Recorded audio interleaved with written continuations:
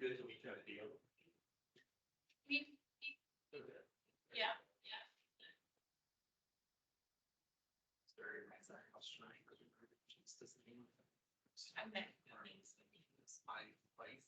I realized that I got to I don't anymore.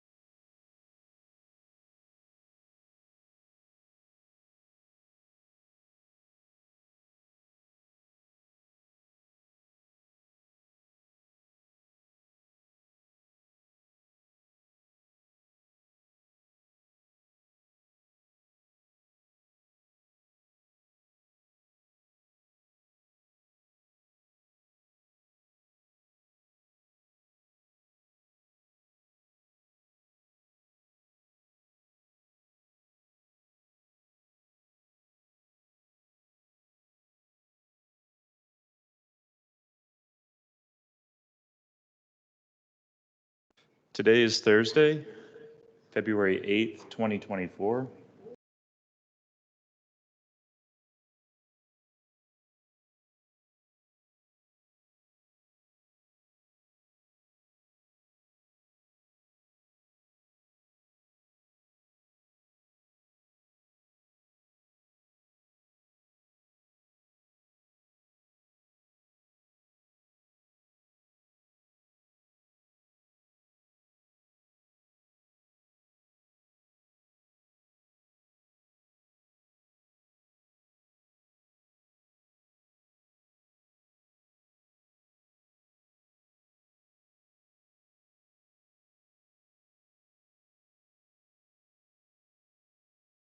All right, let's try that again.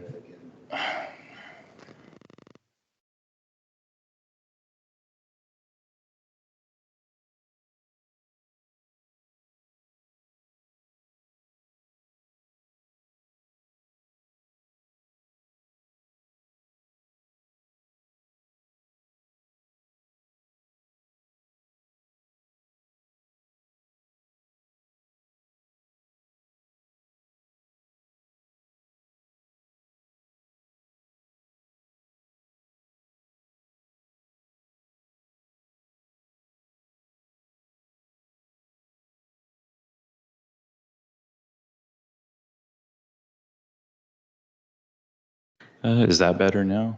All right. Well, let's start that again. Good evening, everyone. Today is Thursday, February 8th, 2024, and you are at the Transportation Commission meeting. This is a hybrid meeting, and we are joined in person and virtually. My name is Brian Shelton. I'm the active transportation planner in the Transportation Planning and Capital Projects Bureau. I will be filling in for Ms. Obakoya tonight, who cannot make it. This meeting is being recorded, so please turn off your mics in Teams when you are not speaking. Before we start the agenda, we do have a citizen comment from Mr. Xavier King on a matter that is not in the agenda. So if you're available now.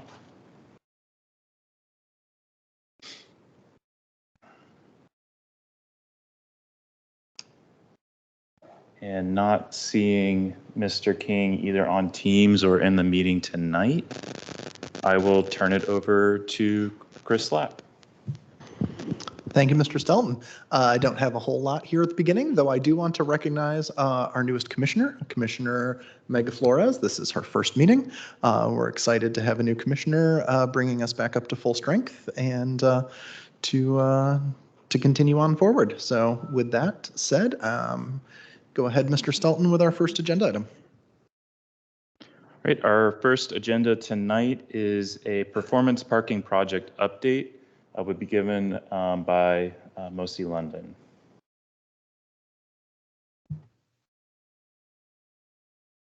All right, good evening, everyone. Apologies that I can't be there with you in person, but happy to be invited. I know this is the third of the presentations that have been given related to this project, so this should be an update. But if there's anything in terms of the prior material that was presented, feel free to ask questions. I just want to confirm that everyone can hear me and see the slide deck. Yes, and yes. Okay, great.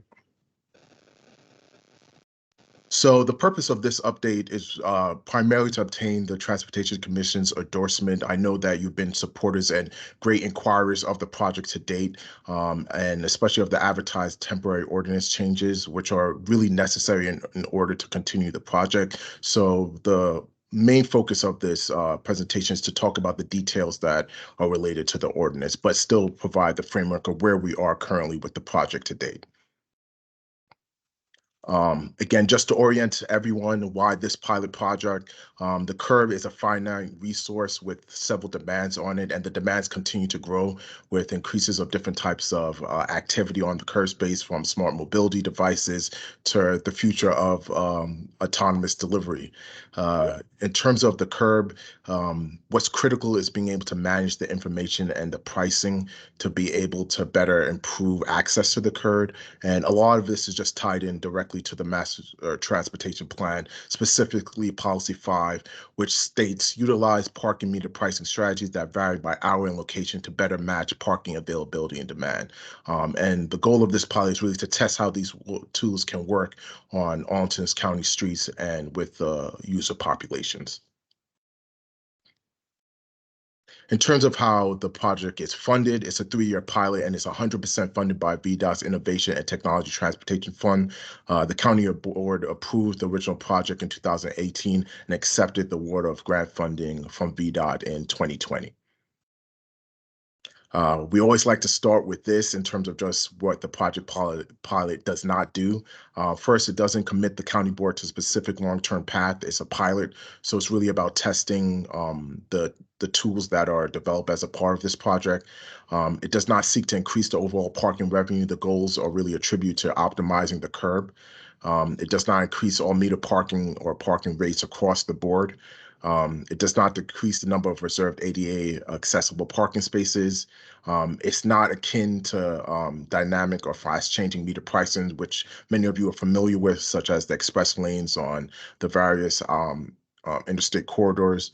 And it doesn't change the type of curbside use from meter parking to something else entirely. The primary focus is looking at how we can use meter parking and changing the price, as well as providing occupancy data to really optimize the curb use. So in terms of measuring success, It's a 3-year it's a 3-year project, and it's a 3-step iterative process. First, with gathering data, conducting analysis, and then implementing and communicating changes. In terms of gathering data, it's about the occupancy data using the sensors, collecting when and how long vehicles are in parking stalls, and then conducting public outreach and updates to engage with the public in terms of how they feel about the data that's being provided, as well as the price changes as once it's implemented. In terms of conducting an analysis, is looking at the occupancy data, turnover, duration of stay, the meter compliance data, meter transactions, and applying all of that into the pricing model and being able to use that information and share what we learned with the public.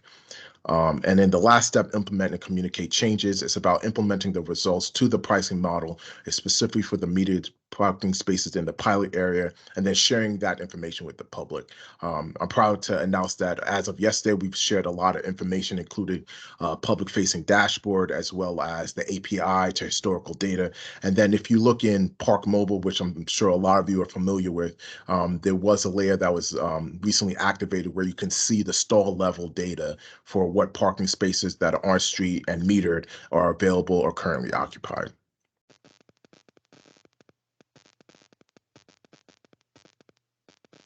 In terms of outreach and engagement, we have conducted several external presentations and discussions. And as I stated at the beginning of this, this is the third interface that we've had with the Transportation Commission, and we continue to plan to reach other stakeholders, such as the bids and civic associations. And of course, as more information becomes available, we'll continue to keep the Transportation Commission updated.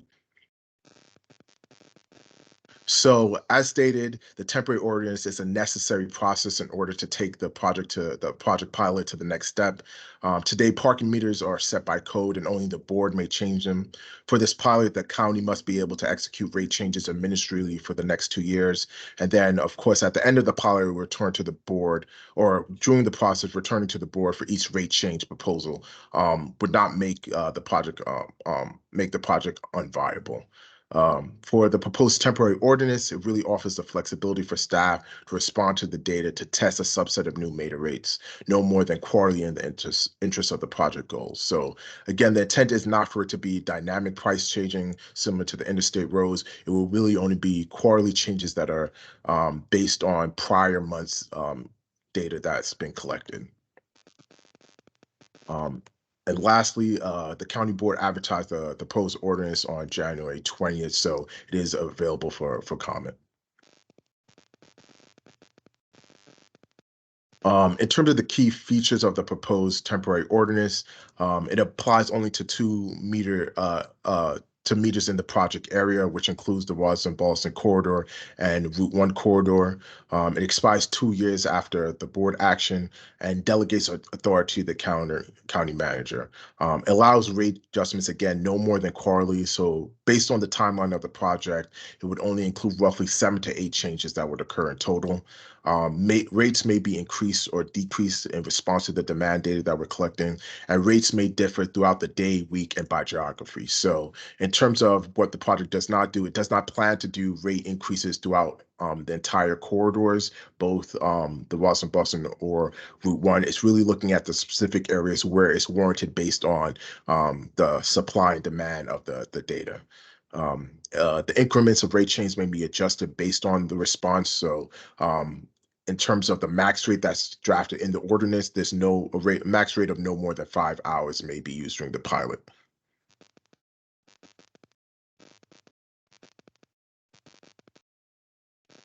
In terms of the stakeholder response that we've had today from the ordinance, the board supports for the pilot and doing pilots more often.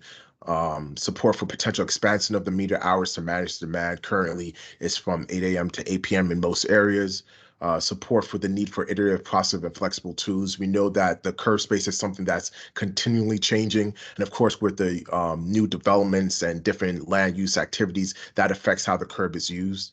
The support for county manager level authority requested, separate analysis and management of the ADA spaces, which is something that we are looking at carefully and do not plan to make drastic changes or to the rates, but using the data that we're collecting on occupancy, we'll get a better understanding of how those spaces are used, which spaces are used more frequently, which are underutilized, and that can help to inform if other spaces need to be put online or moved to better meet the needs of the public. Bids have been highly supportive and appreciative of the engagement we made with them. It's been a large part of the project. And as you've seen in the previous presentations that have been given to the Transportation Commission, we've done door-to-door outreach. We've to the businesses. We've engaged in several meetings, and we continue to do that. And that will be a focal point of the pilot project as we move on. AED has offered to connect us with businesses to get access to retail employees, which we know are an important group to reach out to because their use of the curb space is definitely different, especially when it comes to the retail and restaurants. They need longer term parking to align with their hours. So it's looking at how changes to the pricing may affect how they use the curb. Certain concerns that we keep in mind, and these are just the top ones or a few of the ones that we want to keep in mind. Equity impacts for lower income parkers, so ensuring that we're not making pricing changes that affect one or a certain part of the population. Trying to ensure that the max rate is not a distraction, even though within the ordinance we wanted to put that there so it's clear that it can't go above the proposed max rate of 5. And again, it doesn't align with the pilot goals of trying to raise revenue. It's important to just have that in there so it's clear that it can't go higher than that. And again, it wouldn't be something that if it ever gets to that, it wouldn't be a wide sale across the entire corridors. And lastly, in terms of impacts to RPP streets, residential permit parking streets, we are currently conducting a study to monitor this throughout the project. And this is akin to any changes that we do in the curb space. We do monitor how it's impacting the surrounding areas. So, for example, for those who may have been familiar with the previous TOSAs, temporary outdoor seating areas, which is now outdoor dining, we have been monitoring the impacts of that and seeing how the conversion of those spaces have been impacting RPP. And it's something that we're closely keeping an eye on. So the same type of strategies and tools will be employed when it comes to pricing changes related to the performance parking pilot. In terms of outreach that's coming up this winter, again, as I said, it's a very focal point of the pilot project.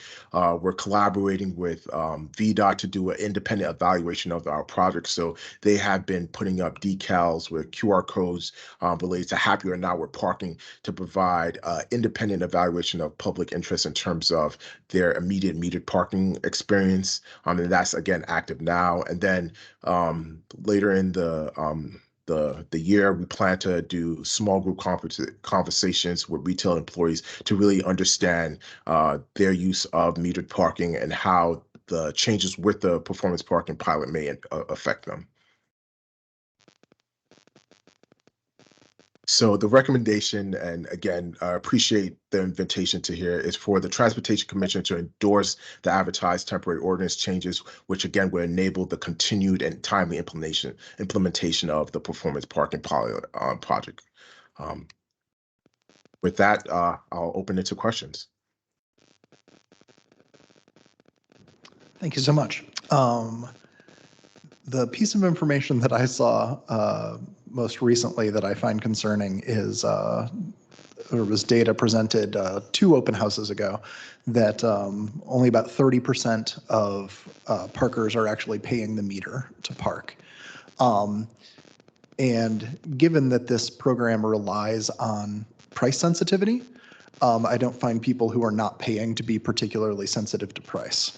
So do you think that that rate of meter evasion poses like a danger or a concern for the program being able to succeed going forward? That's a great question. And sorry, you didn't introduce yourself. Do you mind?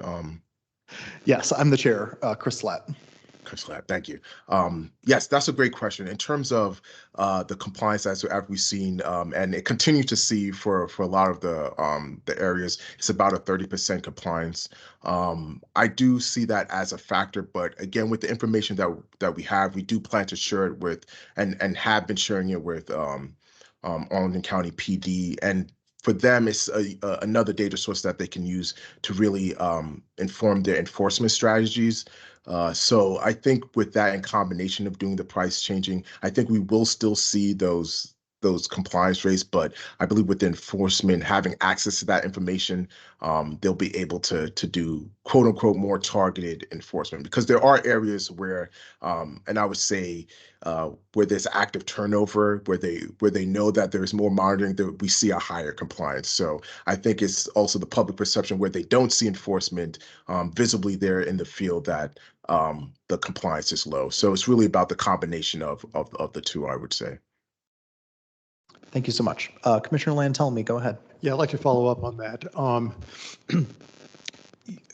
First off, do you know how much the charges for the parking violations? What is the fine, the amount of a fine for both RPP and for violations and for not paying for parking violations? I'm not aware of the amount for the fines, but that's something that I can follow up and provide for you for both RPP violation. For those who, because there are different ones for RPP, is if someone has their parking area, but their decal isn't the right zone, but then also if they don't have a decal, but they're parking in RPP. And then for different violations for metered parking, I think it depends on where they're located, but there is a standard amount for just the overstay, whether they paid at all or if they've overstayed. They paid, but they've overstayed the duration of pavement. But again, I can follow up for those specific violation amounts. Yeah, you don't have to give me that. The reason I'm raising it is that the fine levels factor into this. When you start getting up to a certain level of charges for parking, it's actually cheaper to not pay and pay for the parking fine than it would be to pay for the parking. The same thing if it's cheap, if the fine is very low for RPP parking, then you're definitely going to park there rather than pay the meter if the meter is going up to the higher levels. So you have to factor that in for how people are making that decision whether to violate or whether to pay. It becomes a rational thing to do because it's sometimes cheaper to just pay the fine, especially if enforcement isn't being done regularly. If you're parking regularly and you're getting a ticket once a week, it's probably cheaper to keep getting the tickets and paying the fine than it is to actually feed the meter. So that's something I think needs to be looked at as part of this larger pilot that has to get factored in. So yeah, that's my point. Thank you. Commissioner Thea, you're up next.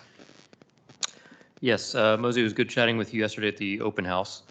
There was one thing that I had asked at the time, but I've forgotten about, is the window for charging per hour is $5. I think that's what the team is asking for. What the pilot is asking for is up to $5 per hour. Yes, without that would be the max. Okay, without the county board having to go back and reapprove every single price change, this would give the team, the pilot program, the authority to set any amount within that $5 range, correct? That is correct. Thank you. Commissioner Locker. Just wanted to piggyback on the max $5. Could you explain a little bit more how what the criteria would be to raise it to $5 an hour? It seems that, is it because you don't want cars to be on that particular road or the turnover? I'm just a little concerned that, we might be pricing people out of parking for an hour to go to the grocery store because it costs $5 to park or to go to the doctor's office. Yes, that's a great question. Really, I think it's just setting the bounds to it. I know that in terms of the pricing recommendations that we've been looking at, we have been looking at various increments, primarily starting at 50 cents, but knowing that there are certain locations where that there may be that inelasticity to price sensitivity, that in certain areas, maybe $5 would be that amount.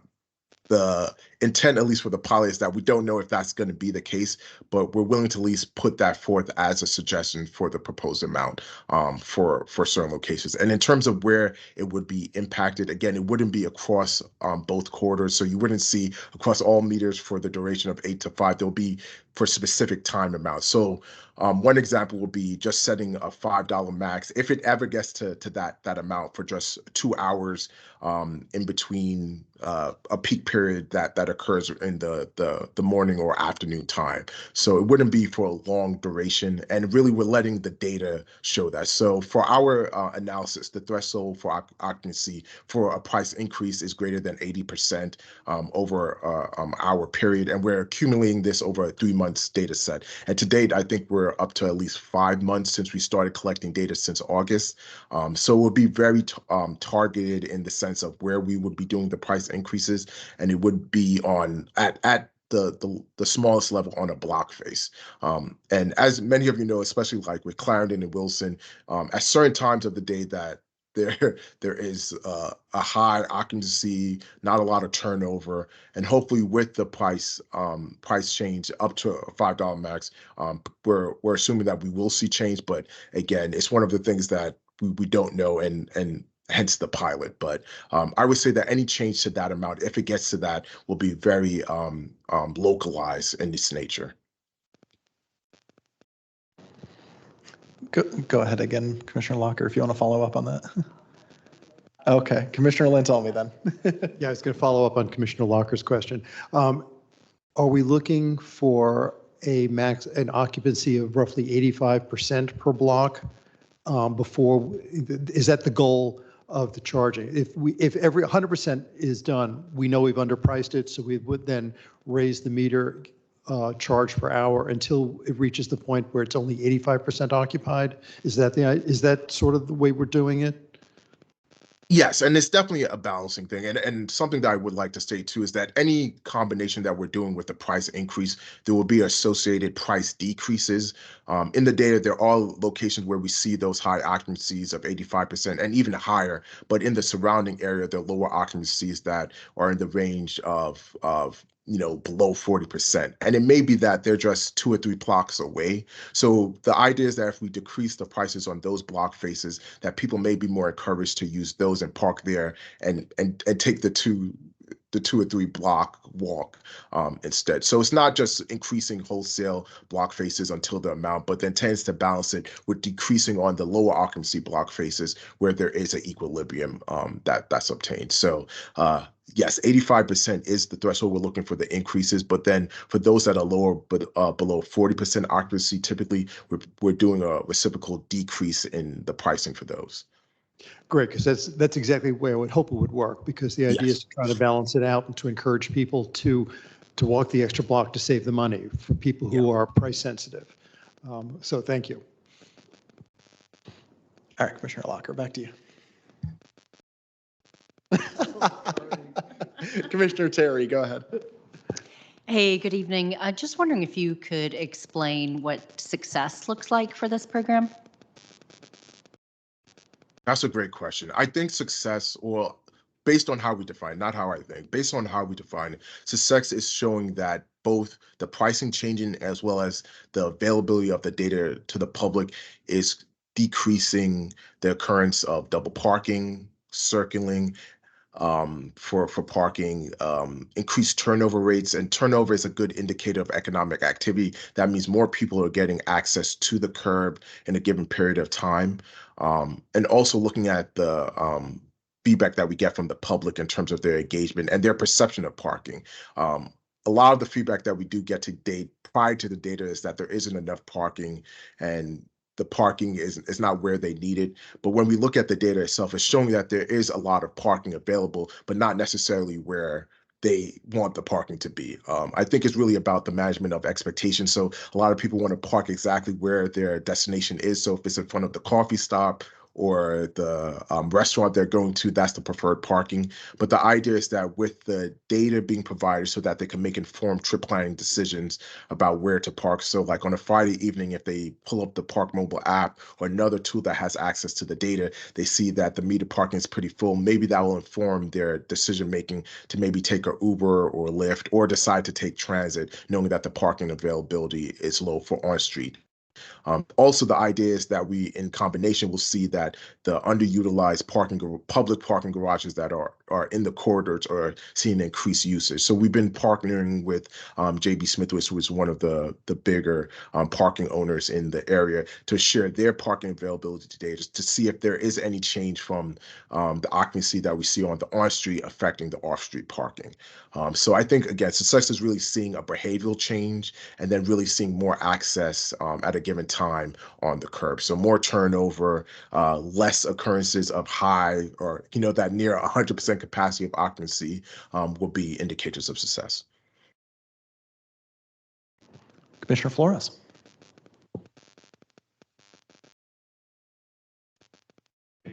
Okay, great. Sorry, tech issues. As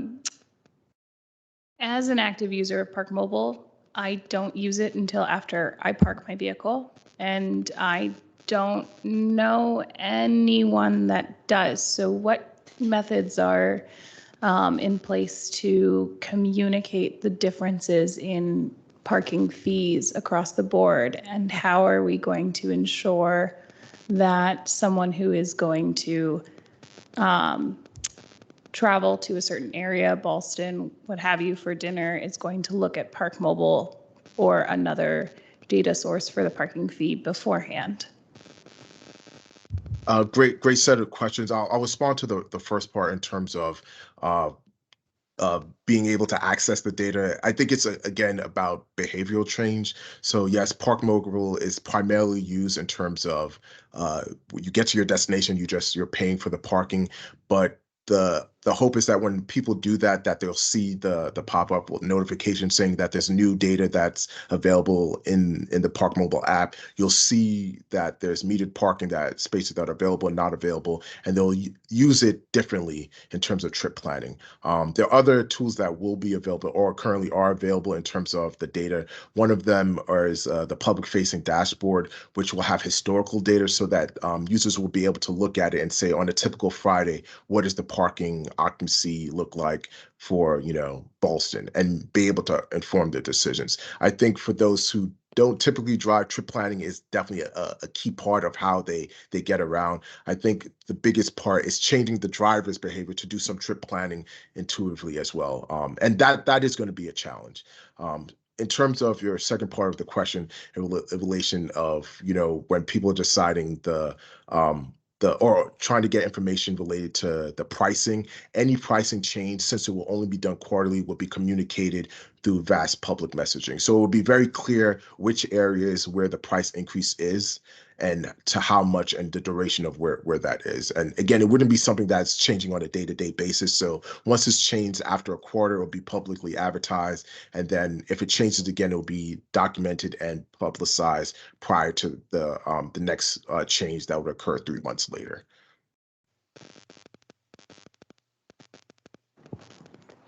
Back to Commissioner Terry. This is somewhat related to the last question. Just wondering if there's more that y'all are doing to advertise this other than what you went over in the presentation. I actually learned about this prepping for this meeting, so didn't know that it was something that was being considered. So we have done various outreach. We do post to the social medias, so Nextdoor, LinkedIn, Instagram, Facebook. We have our website, the Performance Parking Pilot, which has numerous videos and infographics that are related to it. We have also published in All Now some information related to the pilot. But again, I think it is something that we will continue to push out. So we'll be continuing using different outreach. And we also have tons of earned media. So there has been interviews conducted with the project manager for the project, Melissa McMahon, and we'll continue to do that. So sorry, it just recently got got on your radar, but we'll continue to publicly advertise it in any way. And if there are suggestions in other forms that we should be doing it as well, please let us know. But our main part has been doing the open houses, as well as the different meetings that I've listed here. So if there are other ways that the information can get out, we're all open to trying those. Any Commissioner Ludlow? Yeah, I just wanted to commend the idea of making sure that turnover rates are a key performance indicator. Was just listening to and reading a little bit about the Arlington Futures 2050 meeting the other day, and we're just really facing persistently high commercial vacancy rates. And I think any way that we can pull levers in the transportation space to make commercial retail patronage and use more attractive in Arlington, we've got to do it. So I think the literature says, I'm not an expert in this, but the literature says the more turnover, the more opportunity. By driving pricing and having this type of program in place, you're prompting more turnover. And so I think that's all really positive. I think the other part of this that's really important, along with kind of tying those broader goals of how do we pull transportation levers to fill offices and retail, is this idea of just being able to provide the information. Commissioner Flores mentioned this. I used 66 today. I haven't done that for a long time during a peak hour. I scrambled around for a few minutes and finally, through many kind of links and searches, found what I thought was going to be the real-time toll rate. I think it was nearly $7 to go from Roslyn to Sycamore Street. And I think, you know, I don't know how many people are going to want to look at that ahead of time, but I think it needs to be available and it needs to be easy to get to. And even for those who want to wonk out and look at the historic stuff, I think you said that the historic pricing will be available too. Great. So as long as it's maybe even if it's any easier than the I-66 website, then we've got a victory already. I definitely appreciate that. And if I could follow up in terms of other ways that we are advertising the information, because I know one of the concerns that have been presented to date is that we don't want people using their phone while they're driving to look for immediate parking. We are working to have dynamic signage deployed at certain locations, which would show where parking availability is on streets. So akin to your experience that you're in a parking garage where they show you directionally where parking is available, there'll be certain locations within the corridors where that would be installed, where you can easily look up and see where parking is available on street. Wow. Great. Anybody else? Commissioner Lantelmi, back to you. This is where I'm going to use my moment for a plug. If my fellow commissioners haven't read it yet, I recommend this book, Paved Paradise. If you haven't read Donald Shoup's The High Cost of Free Parking, this also will tell philosophically, certainly where Chair Slatt and I are coming from when we talk about parking, and where this very program is almost classic to what Professor Shoup recommends in his book. It's a very important book for understanding the economics of parking and a certain amount of even the emotion of parking, and how it interacts with economic development, planning, equity. Virtually everything is somehow related to parking. So I certainly recommend the book. It's an easy read. Thank you. Other commissioners? All right, then I'm going to give a tiny amount of history lesson here, because Transportation Commission has been talking about performance parking for an extremely long time. So I had to dig back through, and I found a letter the commission sent in 2015 that said, quote, "We urge the board and staff to continue taking the steps required to move to a performance parking model where on-street parking prices can be matched block by block to the parking demand so that our curb space is used most efficiently, drastically reducing the negative effects we currently experience from people circling for underpriced on-street spaces and the inherent subsidy it provides to driving, which skews people's choice between driving, biking, transit, or walking." And then another one in 2016 when talking about the budget that said the commission recommends that the county properly align parking meter pricing and hours of enforcement with the new demand trends we're seeing in our commercial areas. This will allow these effect of these new policies to be fully understood before the fiscal 18 budget. So here we are in 2024, finally seeing a potential ordinance that would implement these things.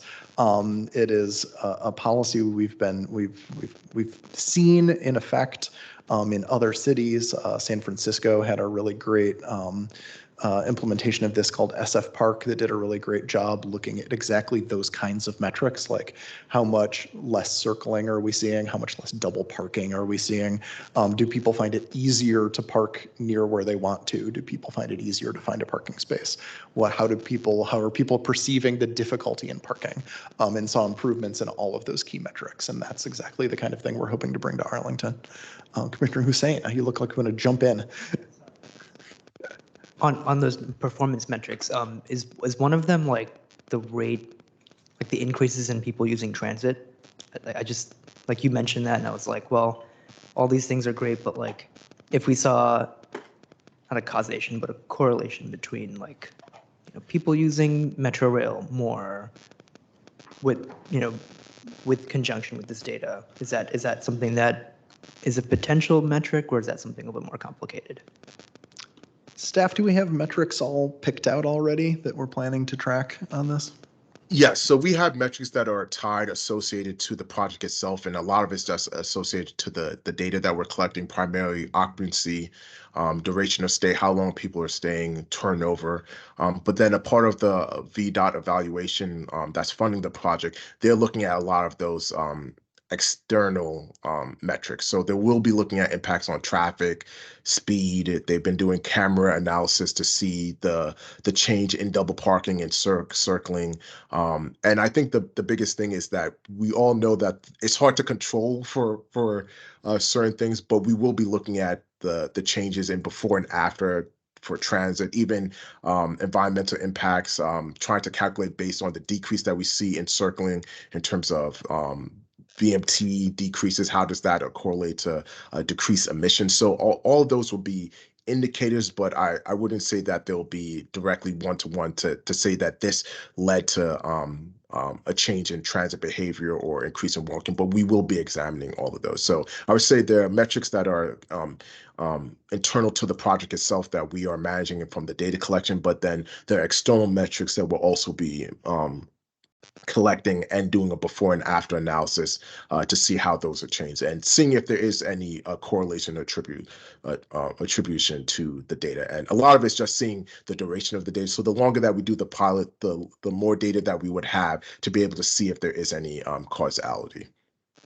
Great. Yeah, that was my expectation. It's a pretty complex world out there. It's tough to Yes. attribute any particular change to one particular factor. Commissioner Coleman, go ahead. All right, thank you. Just kind of follow up on that. If it's possible at the end of the pilot program to include that metric gathering of trying to understand how the performance pilot will affect, or how you've been able to understand the change in preference from using, you mentioned Uber, I would include Metro Rail as well, using bus services, and if that's something that you can include for a further study or something that you would suggest as a part of a continued study. I know you mentioned the longer the pilot is, the more data you can collect. I think that's something really important that we be able to gather. I understand the variables are very difficult to disentangle, but for the purpose of being able to meet many of our goals as a county, I think it's important we be able to understand how this may interact with increased ridership on other public forms of transit. Yes, thank you for that point. And to follow up, I would say that we're leveraging our relationships with third-party app developers, as well as industry, as well as academia. They've been chomping at the bit for access to this type of data. It's the largest data source of on-street parking, I would say, in the world. And I've done my research. I think the closest one is probably the San Francisco one, but this is really the largest. We have over 45 spaces that we're metering, and the longer that we collect the data, the more that we'll be able to find insights. So there's definitely these different case studies or test. We're going to be leveraging academia as well as industry, since it's publicly available, to really explore this and then to be able to correlate to see if they'll have their findings. So we want to get this as in many hands as possible, but also seeing how it is impacting day-to-day use of the curb. All right, thank you. Back to Commissioner Ludlow. Yeah, I just wanted to maybe follow on to Commissioner Coleman's comments about looking at the performance after the fact. It's one thing to dive into a big database and crunch the numbers, and I think that's really important. But I would say that doing surveying with of the people, some spot surveying of some type with the people who are parking, who are using the parking, or people who are accessing the buildings and that curb space through bicycle or pedestrian or metro or another way. I think that's really important to understand the attitudes and how it is influencing, again, the health and vitality of Arlington's commercial districts and office and retail. So I would just suggest that that be a part of it, the people side, not just the data side. Yes, thank you for that. And we hope to continue to do that. Some of the stuff that we've done today is really informing about the project, but I think to your point, it's really about collecting their lived experiences of using the parking. And the one that we're currently doing, that's the first of it in the iteration since we've really started, is the happy or not. That's the independent VDOT evaluation, but we're hoping to continue this as the where we continue with the pilot in terms of the availability of the daily data, but also specifically once the any price changes occur. Yeah, and just one more thing. I think interviewing and just following up with the owners of the properties and the business tenants who are drawing on customers who use those spaces is really an important link to all of this. So making sure that they're happy with it as well. I know you've done a lot of outreach to them up to this point. Yes, thank you for that. Commissioner Thea. Yes, last question for me. So regarding the time frame of the pilot program, you are expecting or hoping to have the county board's authorization for the pilot either this upcoming county board meeting later this month or perhaps March at the latest, and you're asking for 2 years authorization for the pilot program. Do you want a little bit of wiggle room, say 2 years, 3 months, or are you really just aiming for that flat 2 years and hoping the county board, say 18, 21 months from now is willing to take the next step at that point? Yeah, I think it's important not only for the project, but also for the public that there isn't flexibility in terms of that point. I think 2 years is what we're intending, but even after that price changing ends, we'll still have the data available. It's in the streets. We'll be collecting it. But I think that the essence of it being a pilot, it should be clear that this is where it starts and ends. In terms of the time period difference, I think it will just impact the amount of data that we have. So based on the 2-year timeline, we would have about 7 to 8 price changes. So if it is shorter, like 18 months, it would just mean that we would have less data to really infer from.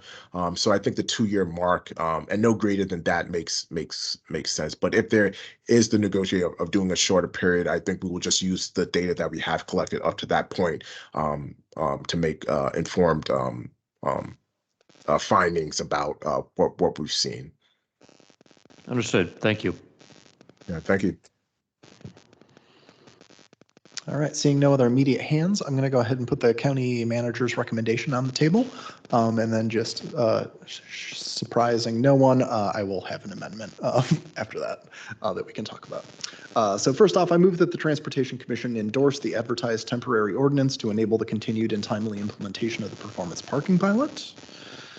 I'll second. That's seconded by Commissioner Lantelmi.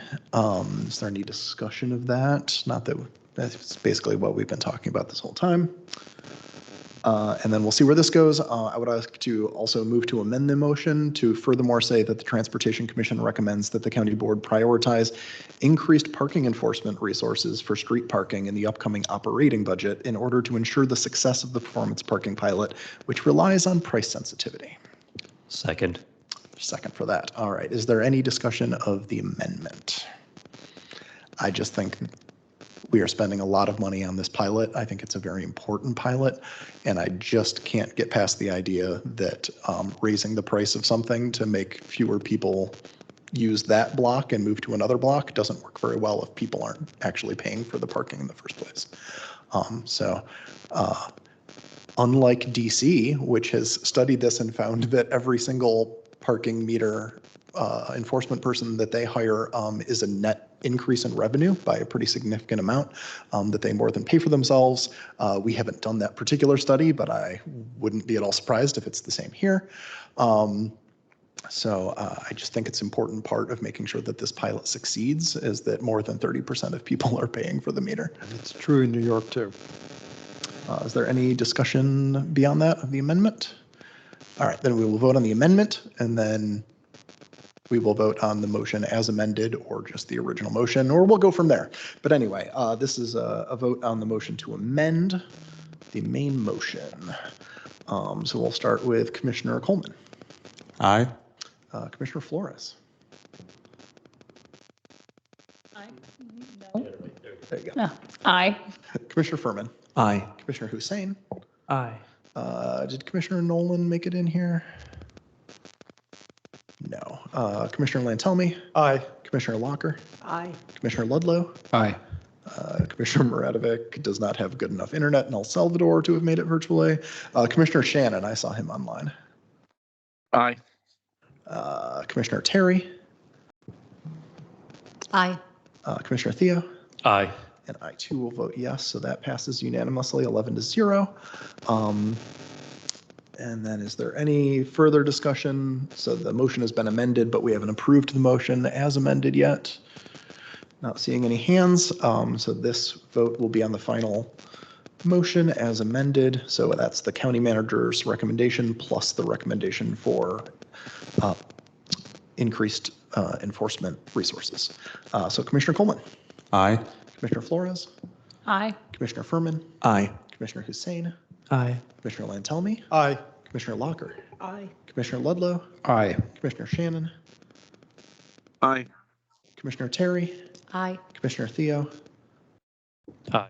And I too will vote yes. That passes unanimously, 11-0. Thank you very much, and I look forward to seeing the first round of data with real price changes. Yes. Thank you for the opportunity to present to you all, and we'll continue to keep you informed. Great. Have a great night. All right, take care. All right.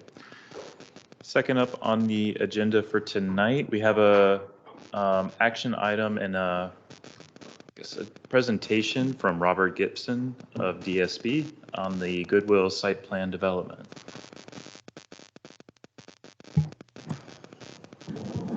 If you give me a moment, let me make sure I've got my technology right here.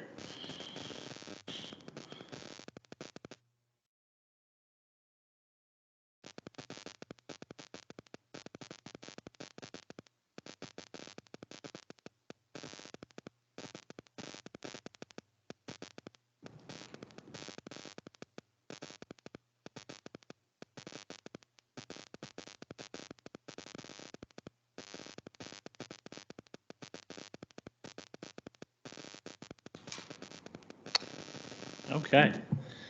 Good evening. Robert Gibson with Arlington County DES Transportation. I am here tonight presenting on the 10 South Glebe Road Goodwill site plan. This is a site plan and a rezoning request. After I present, the applicants will present, and hopefully I'll give you a full picture of the project. So this project has been very interesting. Goodwill is a unique operation within the county, and the site located at Arlington Boulevard and South Glebe Road is also not our normal urban core site. It is not surrounded by a gridded street network. It is not directly adjacent to a metro rail station. So there were a lot of things in the process where we had conversation, we studied, we observed, and we learned a lot through the public process. And I think the plans were really well informed by the public process. So we had online discussion back in October through early November. We then entered the SPRC process, which was well represented by the TC at the meetings in early December. That led to revised plans for a second SPRC, even more full and robust discussion. And then finally, we are here today presenting to you guys as the first of the public hearings leading to county board hearing this February. There were significant changes in the plan, or some important changes in the plan that were made between the last SPRC meeting and today. So I'm going to spend a little bit more time than I normally do in presentation, also presenting to the commissioners that did not get to attend the SPRC meetings. So here is our site location. Once again, it's at the southwest quadrant of the interchange of Arlington Boulevard and South Glebe Road. The existing Goodwill site is, I think, a 1950s retail establishment. It is entirely surrounded by parking, and directly to the south is additional strip retail, along with a small office building that was approved in a very early site plan. Just to walk some of the operations around, and I think the applicant will do this more so, but most of you may be familiar with this Goodwill because you've made donations here. Donations are an incredibly important part of Goodwill's business operations and livelihood. And so this was a very important part of our analysis and discussion throughout the process. Today, there are 2 driveways to the site. Both of those driveways then circle counterclockwise around the site between the adjacent roadways and surface parking. And then the queuing wraps around almost this little tail of the site to the west. Currently, they have semi-trailers that are parked in the donation area that support the collection of materials. The applicant indicated that about 60% of the materials collected at this site get sold within this store. The other 40% get transported off-site, and that's what those semis are there for. Additionally, this is kind of a big number. 180 to 185,000 donations a year are received at this Goodwill. That represents between 300 to 500 donations on a weekday, and 500 to 800 donations on a weekend day.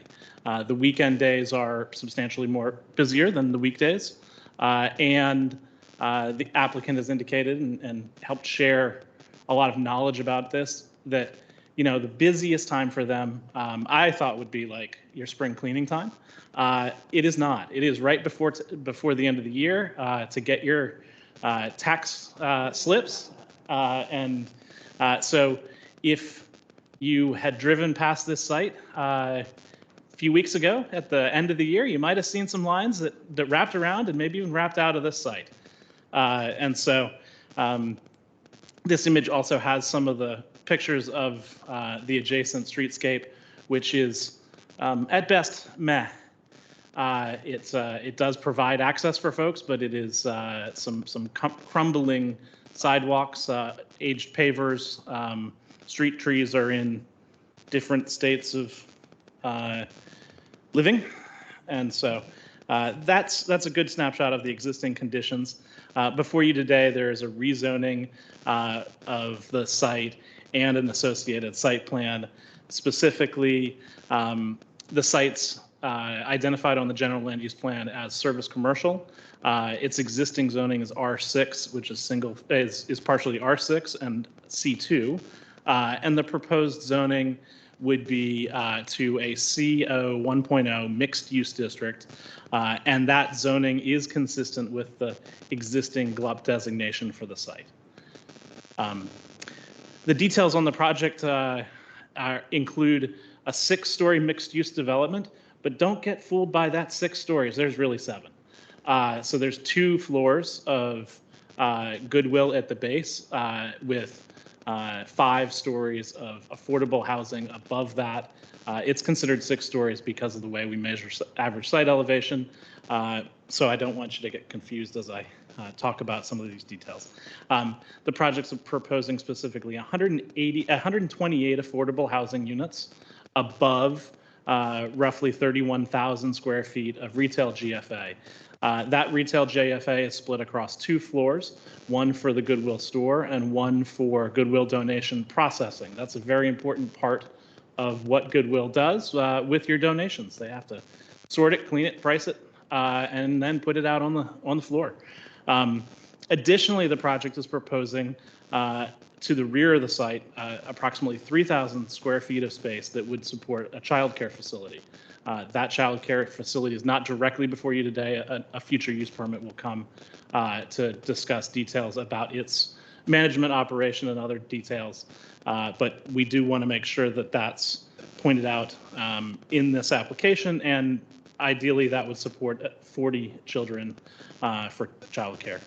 There are 176 parking spaces proposed in 2 levels of below-grade garage, with 92 specifically for residential, with a 0.71 spaces per unit ratio. That includes 4 residential visitor spaces, which is part of our reduced parking guidelines. There are 55 spaces dedicated for retail. There would be 4 spaces for childcare. And between those 3 numbers, there's some extra space. So there's an additional 25 spaces that we've worked with the applicant to classify as flexible spaces. That would give them the option and flexibility over time to designate those spaces as retail, as residential, or as shared as market conditions suit. Additionally, there are 66 bicycle parking spaces. 54 of those are Class 1 secure spaces within the garage, and there are an additional 12 Class 3 spaces for visitor cyclists around the site. And then some of those spaces have been designed with width and pad space to support cargo bikes. And let's see if I can get my slides to move. There we go. Additionally, the project is proposed to be Earthcraft multifamily gold certified from an environmental perspective. Before you today, and most important to this commission, the project has a suite of transportation improvements proposed, including the first segment of the Arlington Boulevard trail improvements along its frontage on Arlington Boulevard ramp. The Glebe Road streetscape would be improved. Additionally, one of the 2 existing curb cuts would be closed, ideally improving the operations at the signal there. And the existing bus stop would be relocated further to the south. That bus stop was identified as a bit of a challenge when VDOT has been studying Glebe Road from I-66 to Columbia Pike, and this is one of the safety improvements that they're recommending. Additionally, there are a number of zoning modifications associated with the project, and I won't go through all of them to save time. Just to quickly walk you around the site, the green arrows indicate vehicular access to the site and vehicular points. So there will be one singular shared driveway between this project and the associated retail to the south off of Glebe Road. Then there is a garage ramp to the underground parking, along with, let's get the cursor going here, along with a loading area that can support 3 vehicles parked in 25-foot length spaces, and then an additional loading berth to support trash and other loading activities. This is the ground floor of the project. There are effectively 2 levels that are at grade, given the site topography and the configuration of the interchange. They've established a ground floor level that is roughly at the same elevation as the driveway entrance from Glebe Road. And then there is a second floor elevation that is proposed to really support the donation operations, donation queuing. And so I'll go into the specific movements in a few slides, but to the rear of the site, on the west side of the site, there is a building pass-through that has pretty good height to it, allowing vehicles to do a full counterclockwise circulation of the site. That pass-through will support donation operations as well as a secondary residential lobby and a lobby for the childcare facilities at that side. The far western pass-through is proposed to be open 24 hours a day. The Goodwill area is proposed to be opened and closed as the store is open.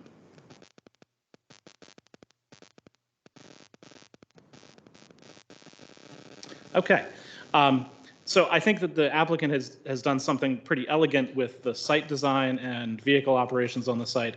They've really split up two different types of users, vehicle users on the site. The first are all the users that come into the site for parking in the garage, shopping, living in the building. So they would come in off Glebe Road, go along the building southern edge, and turn right into the garage. They would exit accordingly. They would have very easy in and out access. And then there's another group which we get back to that 180,000 donations a year. They have a separate vehicle flow. As they come into the site from Glebe Road, they would make a right across the front of the building. They would yield to pedestrians crossing at the location you see here with the little pedestrian in a crosswalk. And then they could go across and proceed if they are there as handicap users with placards or other disabilities. There are 4 spaces at the front of the building to support equitable access to the building. And then if they're there to make donations, they would continue counterclockwise around the site through to the donations or through to that residential and child care lobby area. They'd proceed through that and then exit towards Glebe Road, yielding to any traffic that comes out of the garage, and then exit to Glebe Road. We talked about the importance of donation operations. One of the big changes that is proposed with the project is that the donation area is expanding from a single lane today to a double lane situation to improve capacity. And then the applicant was very conscious about maintaining or exceeding the existing queuing space for vehicles on site. So there are 23 spaces going all the way back to Glebe Road that could be queued up without impacting traffic on Glebe Road. And so that meets or exceeds the existing conditions today. And so we talked about the public process, and I wanted to ground us of where we were at the very beginning to where we are today. And these next few slides will do that. The original project, while it looks very similar with the building location and placement, there have been a number of changes, particularly related to how the very front of this building operates. The initial proposal included a double row of, as the applicant called it, teaser parking at the beginning. That's 19 spaces to support guests coming in. That was a key issue as we looked at this project and continued to review it. And so as we got out of SPRC, we got a new proposal, and there were a number of changes that I want to walk through. First, the parking was limited to accessible spaces and went down to, I think it was 7 total spaces in front of the store. And when the parking was reduced, the area along Glebe Road was turned into a planting area, and that has significantly increased the amount of planting buffer between the sidewalk and the proposed building. The donation areas were made wider to support 2 rows or 2 lanes of traffic in each of the pass-throughs. A pedestrian ramp was added from the Arlington Boulevard Trail directly into that western lobby level that provides ADA access to and from the trail, and is also a very safe way to access that area without going through all of the vehicular stuff we just talked about. As I mentioned, the childcare pass-through was designed to be open 24/7. Additionally, there were a number of management things staff has worked with the applicant on, including adding a dock manager to help ensure training and other loading operations move smoothly and don't back up to Glebe Road. A loading dock coordinator, additional pavement markings around the site, additional wayfinding, and then one of the areas that we've talked about quite a bit, both in SPRC staff and with the applicant, is this potential pedestrian vehicle conflict at the front of the building. The first tier of improvements included this, converting it to a raised crosswalk and improving some of the pedestrian space with those front improvements. Since the last meeting, we've actually continued on that vein to really focus on pedestrian safety at this location. One of the ideas that I think is kind of driving our design thoughts is to make this as much like a sidewalk that has cars drive across it, as opposed to a driveway which pedestrians have to walk through. And so in addition to raising and tabling that area, the sidewalk leading to it has been widened to 10 feet, so it's a 10-foot wide continuous sidewalk. In many cases, if we put a building at the back of this, you might not know the difference between the driveway and building garage entry and this location, and pedestrians would be prioritized at the same high level that we would do within the corridor. Another improvement to help pedestrians in that area is the overall circulation in the front of the building was converted to one-way. And then a third element was the parking. In support of that, the parking was angled and further reduced. We talked about improved pedestrian areas to improve pedestrian visibility. And then the third and final change since we last spoke at SPRC was the relocation of the bus stop to the south side of that shared driveway entrance. And I really am having trouble moving my cursor. One other really unique thing for Goodwill in this site, given its lack of real connectivity, it really only has one access point to serve a whole lot of different things. We were very concerned about ensuring that delivery vehicles and the Goodwill vehicles can operate on the site without blocking Glebe Road. So what you see before you is the really technical engineering auto turn diagrams that demonstrate how vehicles would do this. Something very unique to this site is that in order to support the Goodwill tractor trailers, an SU-62 design vehicle, that front of the building area is actually utilized to back all the way into those loading docks and safely dock vehicles there. And that's needed for both to support and access both of the bays with those larger vehicles. With that, the applicant has really asked to try to keep those operations outside of the time when people are going to be in that space. So their request is to be able to permit those vehicles specifically and only to use the loading docks and deliver to the site or bring the trucks to and from the site from 8 p.m. till 8 a.m. in the morning, outside of store operation hours and outside of the daycare operation hours. And the hours that kids go to school and many other things that will happen because this is going to be a mixed-use building. And then separately, the docks also support smaller vehicles. SU-30 are standard box trucks. Those do not need to use a big U-turn backing maneuver. And so for those vehicles, the loading dock hours are consistent with our standard site plan hours. And so that's how we've approached the loading situation and operations on the project.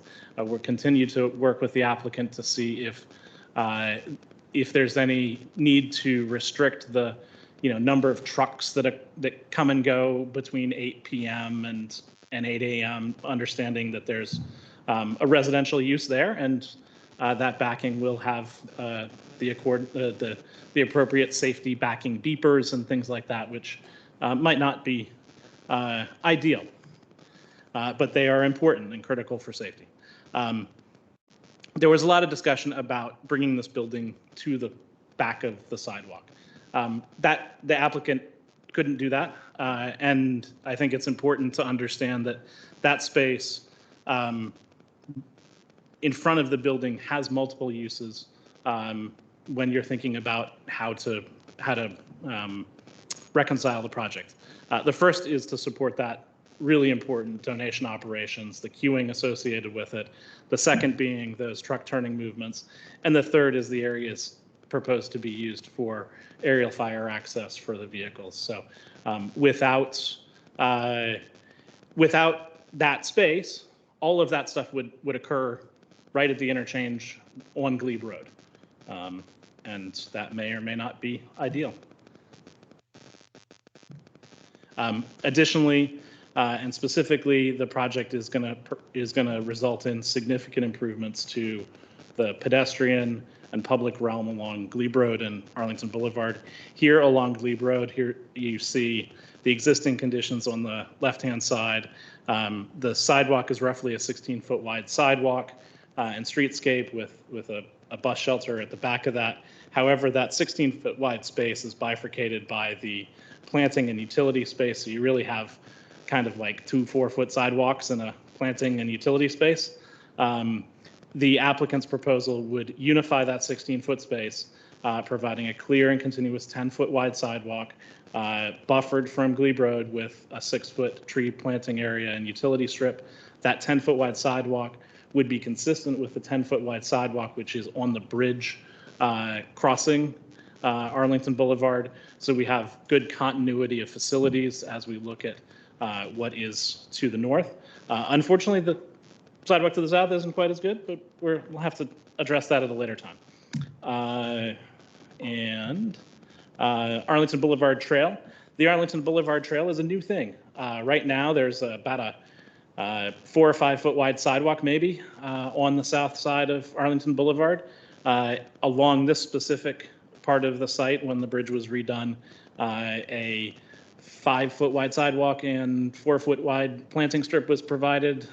They used brick pavers that haven't been well maintained and are heaving and not in great shape.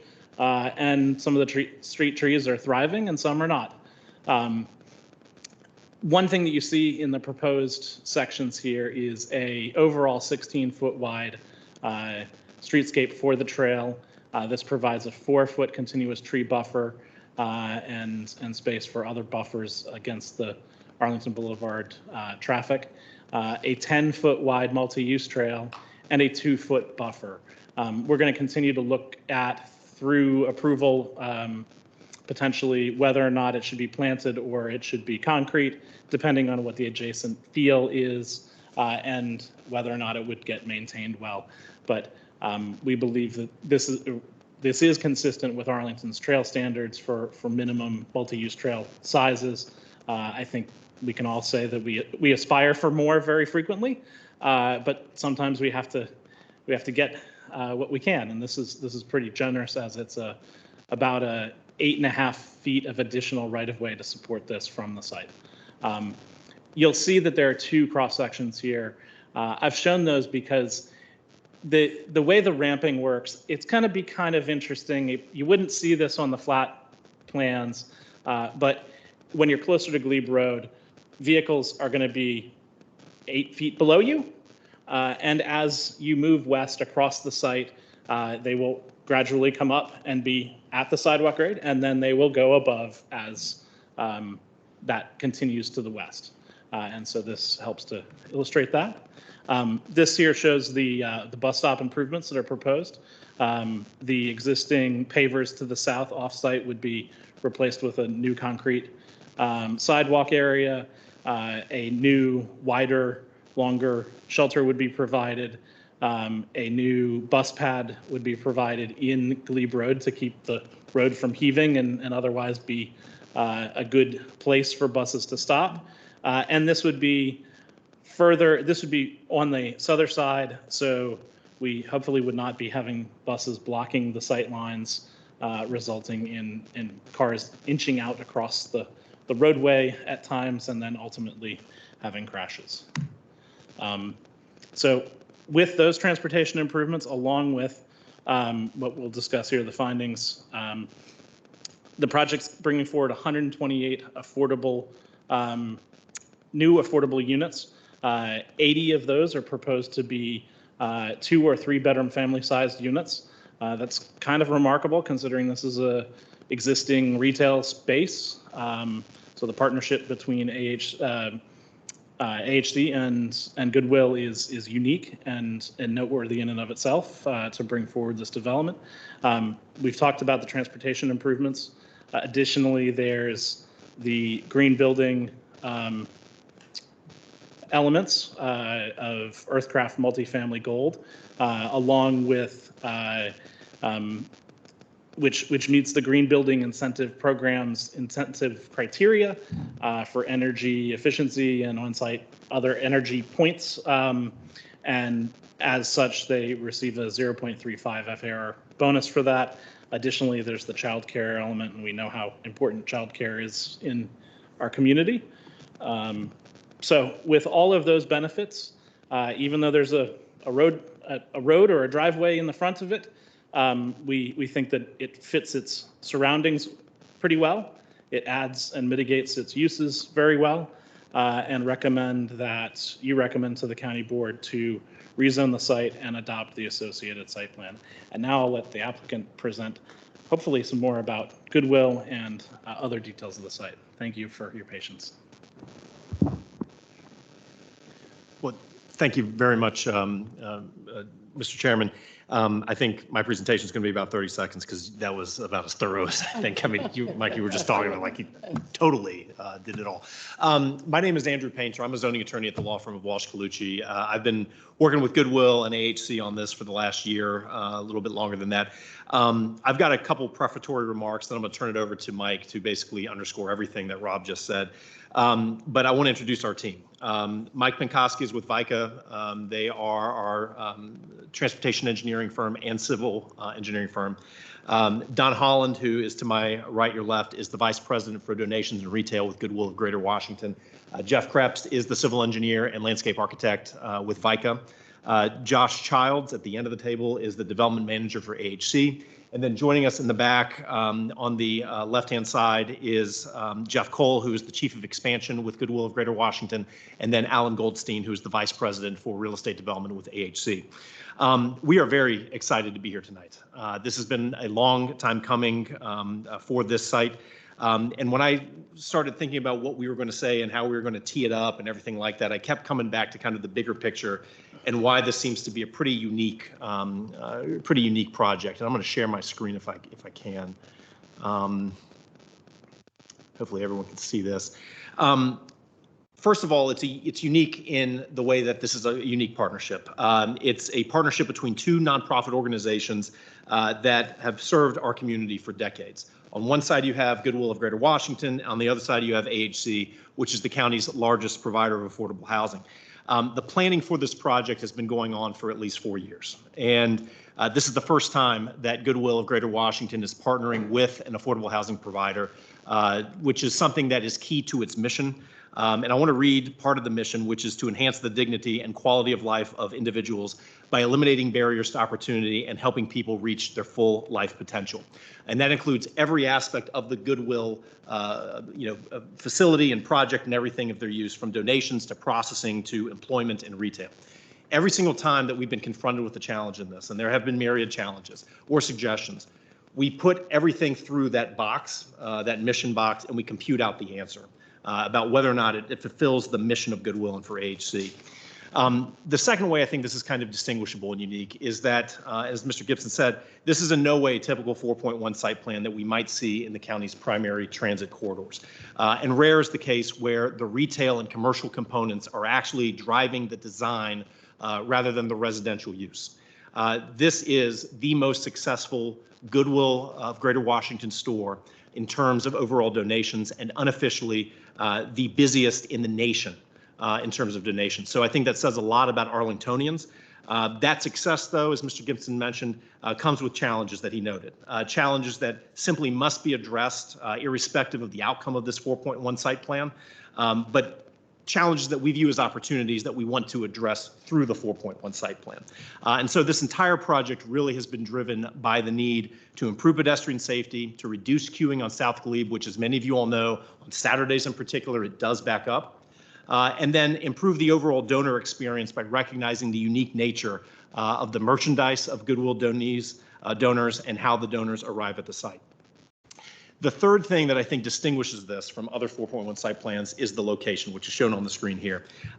This is a strategic location for Goodwill. It's not at the corner of Main and Main, but it's, as our architect, Mike Foster, says, at the corner of Route and Route, where people do drive with their donations.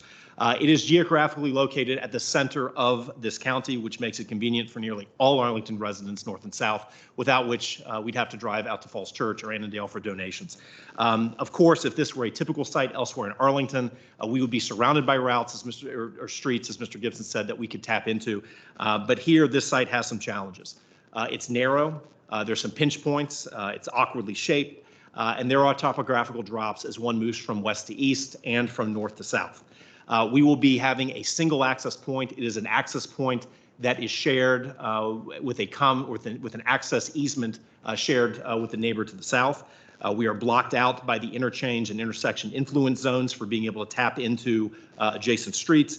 And there is a federal facility to the west that we also cannot use for access.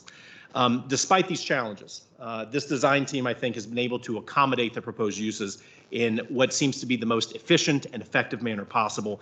And that includes what I would call the fourth defining factor and the unique benefits of the county as a whole. This includes improvement of an important nonprofit site in terms of its use and creating a donation and retail center that is more efficient, has a better donor experience, and improves pedestrian and bicycle safety and reduces the queuing issue on South Glebe. It also introduces 128 units of all affordable housing and expands access to child care services subject to a future use permit.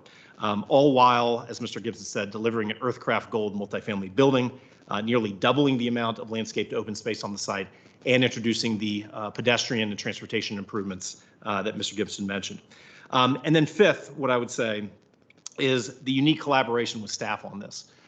We have been having weekly meetings with staff every week for the past several months. That's uncommon. That level of collaboration is uncommon. So I do want to express my appreciation to Mr. Gibson and our project planner and CPHD, Kevin Lamb, who's not here this evening. But we've greatly appreciated that. And we've greatly appreciated the comments from the SPRC process and the community, especially during the online engagement session. I don't know if any of you all reviewed those, but they were almost universally positive. And regardless of whether they were positive or not, they've greatly informed how we've responded to things, and I think it's benefited the project as a whole. So with that, I'm going to turn it over to Mike Pinkoski just to walk through a couple of the transportation aspects of the project. Mike? Yeah, hello, Mike Pinkoski with VICA, A+ Rob. I'll try to keep my comments brief because our presentations almost mirror one another. So just on this slide, before we move on, I just wanted to point out again that we have a one-way circulation pattern in place today. 50 of the 54 parking spaces are either head-in or angled parking spaces along the donation and travel route internal to the site. The site has 2 curb cuts. They total close to 75 feet of 160 feet of frontage. So it's almost half of our frontage is driveway. There are minimum sidewalk widths that we can get into and talk about already, and that have been talked about already, as well as the fact that there is no on-street parking in the area, which this is a picture of the rendered site plan. and just to we can come back to this later, but just to highlight some of the improvements again, we're improving this will be the first phase of the Arlington Boulevard Trail, which will provide a 10-foot minimum clear trail. We're improving South Glebe Road for a minimum 10-foot clear sidewalk. We are going to be retaining the one-way loop donation. And this design does prioritize the pedestrians with the raised tabletop crossing.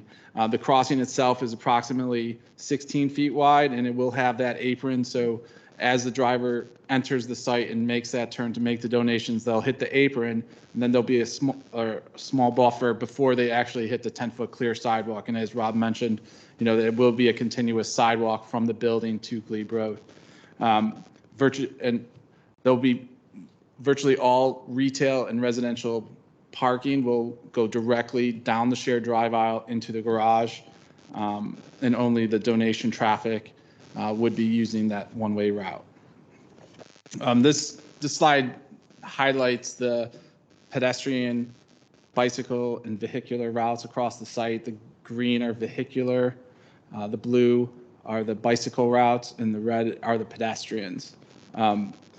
One thing that was a topic of conversation during the SPRC is the shared nature of the loop for the daycare use as well as the donation. And I just wanted to point out for the group and the commission that, the heaviest time of drop off for the daycare would be during the morning peak hour. That's when the donations are closed. The donation center isn't going to open until 10 a.m. Their hours as they are today. We expect a significant reduction in a traditional daycare vehicular trips in the fact that there are going to be residents living in this building that we hope utilize the daycare. All of those factors will help minimize those potential conflicts. You can see here, and we'll show you on the next slide as well, that there are two pass-through lanes.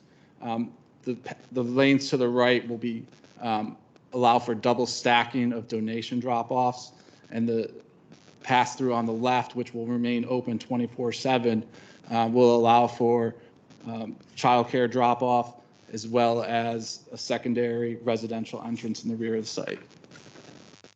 So just again, walking around the site counterclockwise, pointing out some highlights that we've worked collaboratively with staff, and it has us thinking of how we're going to implement this. Upon entry, we have the raised crossing, the one-way circulation, 375 feet with potential for 17 vehicles to stack in. I know Rob's number was slightly different. We stopped our calculation at the raised crossing so that we can manage 17 vehicles easily before that pedestrian crossing. And then upon exit, we're thinking about signage. We know that it's going to be a fairly busy area where we have the loading facility, people coming in and out of the garage, as well as people leaving the donation. So we're thinking about advanced signage, whether it be yields or stop signs, as well as for people coming out of the grounds, alerting them through either advanced signage there or speed humps coming up the ramp to make sure that traffic is moving slow. If you look at an aerial today, there is no controls or pavement markings along the shared drive aisle. And what we're looking at here is potentially kind of demarking and defining where vehicles should be. Again, this is just another snapshot of what Glebe Road looks like today. You have maybe an 8-foot sidewalk where the speed limit sign is. There's a 4-foot tree pit, and then 4 feet between the tree pit and the bus shelter. And again, you got a 42-foot driveway and a 35-foot driveway in the background. Just showing again the cross section here. You have a 10-foot clear sidewalk, enhanced tree zone, and then our one-way drive aisle with the angled parking.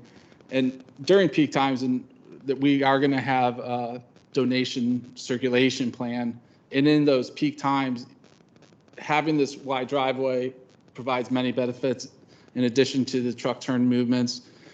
In those peak times, if we need to manage stacking through this area. This allows us to be able to double stack parking through here as well to pick up even additional capacity. Again, here's the Arlington Boulevard frontage. You have 4-foot tree pit, 5-foot sidewalk in some locations. This will be the, as Ben mentioned already, the first segment that can be delivered of the Arlington Trail project. 10-foot clear sidewalk, 4-foot tree zone with a 2-foot buffer that could either be planted or additional paving to provide 12-foot. But I guess that's to be determined, but the area is there for it. One thing that's unique to the site, there is topography, and we wanted to show here just how it relates along the loop road. These are just parking tabulations. Rob has touched on all of them, so I won't belabor them. This is a layout of the first floor of the garage and our initial thoughts on how it would be organized. The yellow would be the retail parking. Plan left, that would be in the rose color would be some residential parking, and then in the bottom left, you see 4 spaces for the childcare. That's immediately adjacent to an elevator that would go up to the daycare in the event that a parent had to come in and they had more stuff than, a traditional, like just quick drop off of your child that needed to be taken into the daycare. They could use these spots, go up the elevator and walk their child in. Just to check the box here, we wanted to provide a bike map to show the facilities. And this is really just a comfort map, green being easy, blue medium, and the red being challenging. Glebe Road is purple, so I guess that's even more challenging. But just to highlight, we are right at where the trail is, Arlington Boulevard Trail. There's 2 Capital Bike Share stations, one in front of the National Foreign Affairs, and then one over by Thomas Jefferson Community Center. Bus routes, we do have the bus stop that we've talked about immediately out front of our site that we're going to be relocating to the south side of the driveway. There is a northbound bus shelter right across the street on the other side of the intersection. This is just the multimodal trip generation. It breaks out the existing trip generation and the existing person trips. In the total vehicle trips, I did want to just touch on during the morning peak hour, as I mentioned, the donation is closed, so there are no trips associated with the donation. During the PM peak hour, it's roughly 23% of the total trips. So on the days that we counted, we observed 25 donations happening during that 1 hour. So in and out trip is 50. So that gets us to the 23. And on Saturday, during that midday peak hour from 12 to 1 p.m., of those 348 trips, approximately half of them will be associated with the existing donation drop-off. Again, this is just a shot of the bus stop and the relocation. We have worked close with staff on this, and it is part of the STARS recommendation that VDOT has put out there. Community benefits, probably the most important slide here. We've talked about the streetscape improvements, the enhancements to the shoppers and the donation experience, 100% affordable housing, on-site childcare, contributions to the utility fund. There'll be a transportation demand management plan, community services contribution, public art contribution, a parking management plan, a loading management plan, and a donation circulation plan. And yep. And then some pretty pictures of the building here. This is a picture from the off-ramp looking at the building from that side. And then the next one is just a shot from Glebe Road looking at the building. And Chair Schlatt, that concludes our presentation. We'd be happy to answer any questions. Thank you. Thank you very much. I believe we have a speaker on this item. Is that correct? We do. We have a Mr. David Rimnick.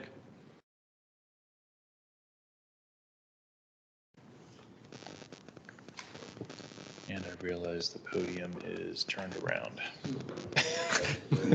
Turns out the podium is backwards. I don't know what has happened there, but that might work. You hear me? Yeah. Awesome. It's non-standard, but we're going to roll with it. All right. You have 3 minutes. Adapt and overcome. Good evening. My name is David Remick, and I serve as the Executive Director of the Alexander Arlington Regional Workforce Council, which is part of Arlington County's Department of Human Services. The council provides oversight over it provides oversight over federally funded job training services implemented at our region's 2 American Job Centers. I served as staff to Arlington's Child Care Initiative, and I'm currently serving on the Department of Human Services Continuum of Care Leadership Board, which provides oversight over a few affordable housing grants. Prior to joining the county, I worked at Goodwill Greater Washington. I served on their leadership team and I managed their online retail stores. I appear in front of you all tonight as an Arlington County resident, and my comments tonight are my own. Being someone who knows a little bit about job training programs, affordable housing, accessible and affordable childcare, thrift store donation collection, and retail operations, I strongly support the proposal to rezone the Goodwill property located at 10 South Glebe Road. Rezoning this property is a huge opportunity for Arlington County. Goodwill currently sells community-provided donations at affordable prices to our low-income residents so that they could purchase household goods as well as professional clothing for job interviews and for the workplace.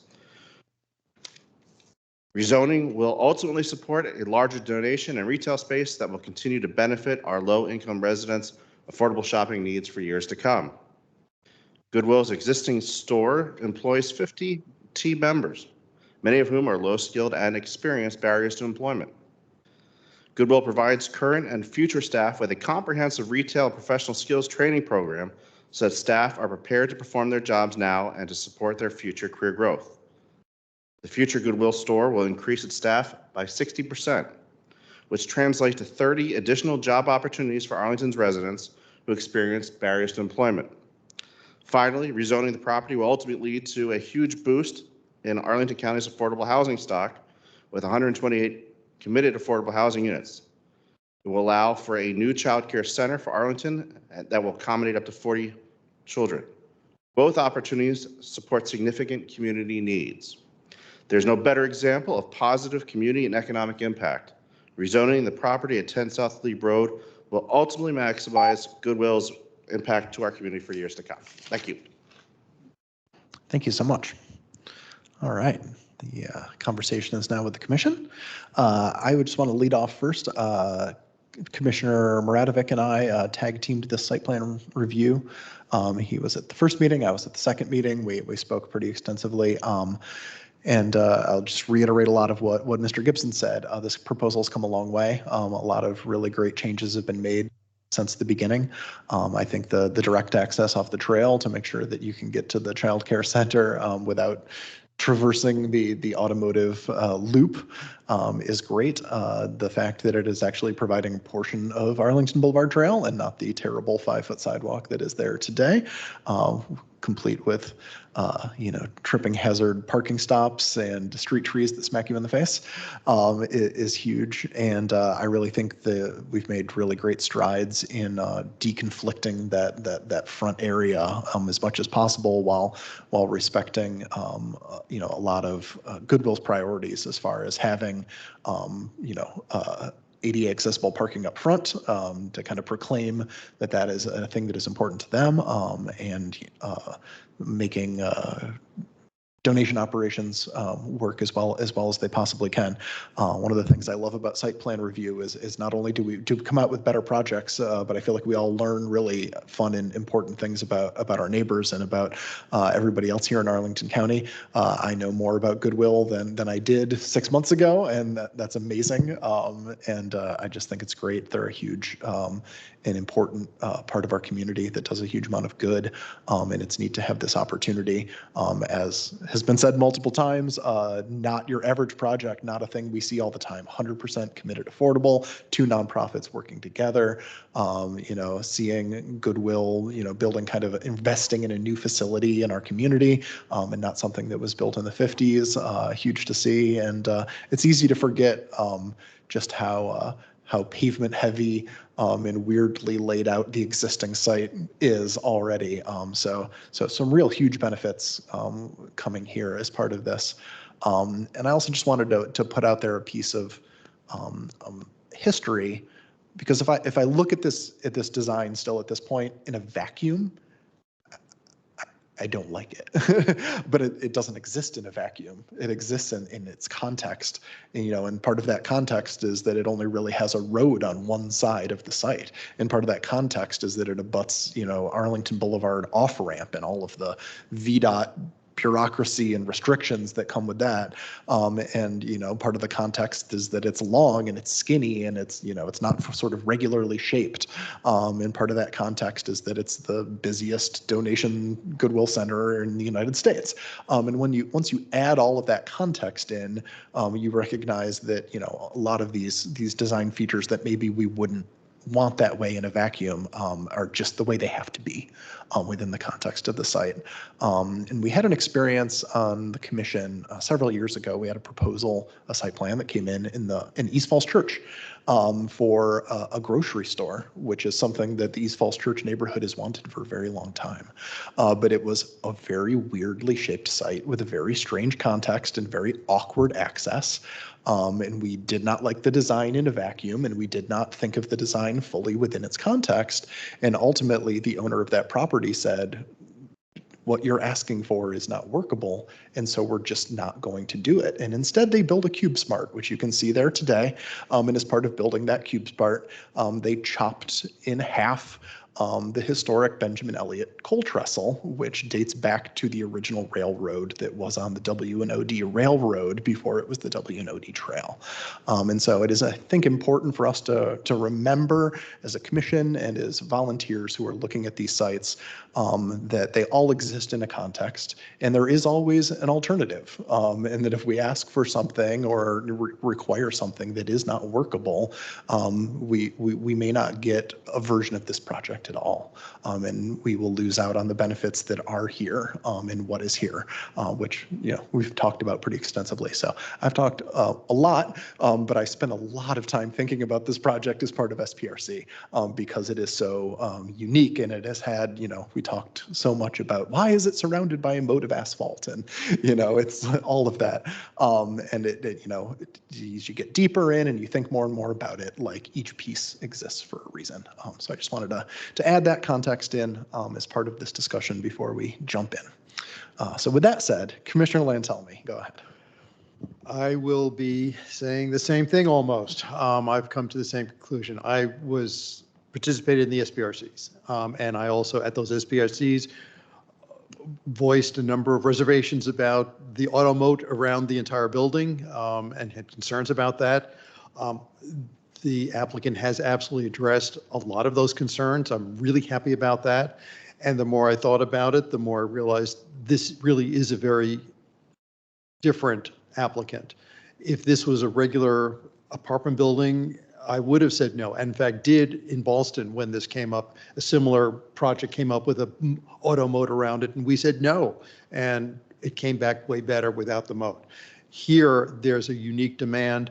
There's nothing else that's really going to come up like this. If somebody else came in with something like this, I would say no also. But this is Goodwill that has a unique need for it. I donate things. I know how it works. And I've also seen the improvements that Goodwill has made to make the donation drop off really, really fast and efficient over the years. When I first started doing it, it really took a long time. Now it doesn't. So I keep going there, donating things. The one concern I did have has been mitigated in the past week with the announcement of VDOT looking at Glebe Road.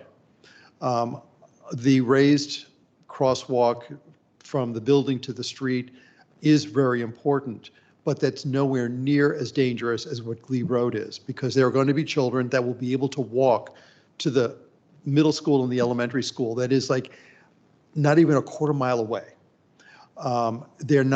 They shouldn't have to need a school bus to get from this site to there. When VDOT in the community process is looking at this, that Glebe Road crossing is something that's going to have to, we are going to have to really pay attention to and make sure that's engineered, because that's where the real danger is. It's not that crosswalk from the building to the sidewalk. That I think is fine. I'm not concerned about that anymore. It's crossing Glebe Road, but that's not the applicant's problem. That's something that VDOT's problem, and we as a body should be able to weigh in on that to make sure that that's done properly, so that it is safe for kids to walk to school. That's the biggest concern I had about this, and I think that will now be able to be addressed. So I will be voting in favor of this. I've definitely come down to that. I see that this is a really vital member of our community that we really should make the effort to accommodate, because the good that they do more than outweighs the weirdnesses of this site that we otherwise, in any other context, would say, it isn't going to work. So, thank you. Fun fact, this site is not currently zoned to Fleet Elementary School, which is right across Glebe. It is actually zoned to Barcroft. But the middle school. But it is zoned to the middle, to TJ. But Commissioner Furman, go ahead.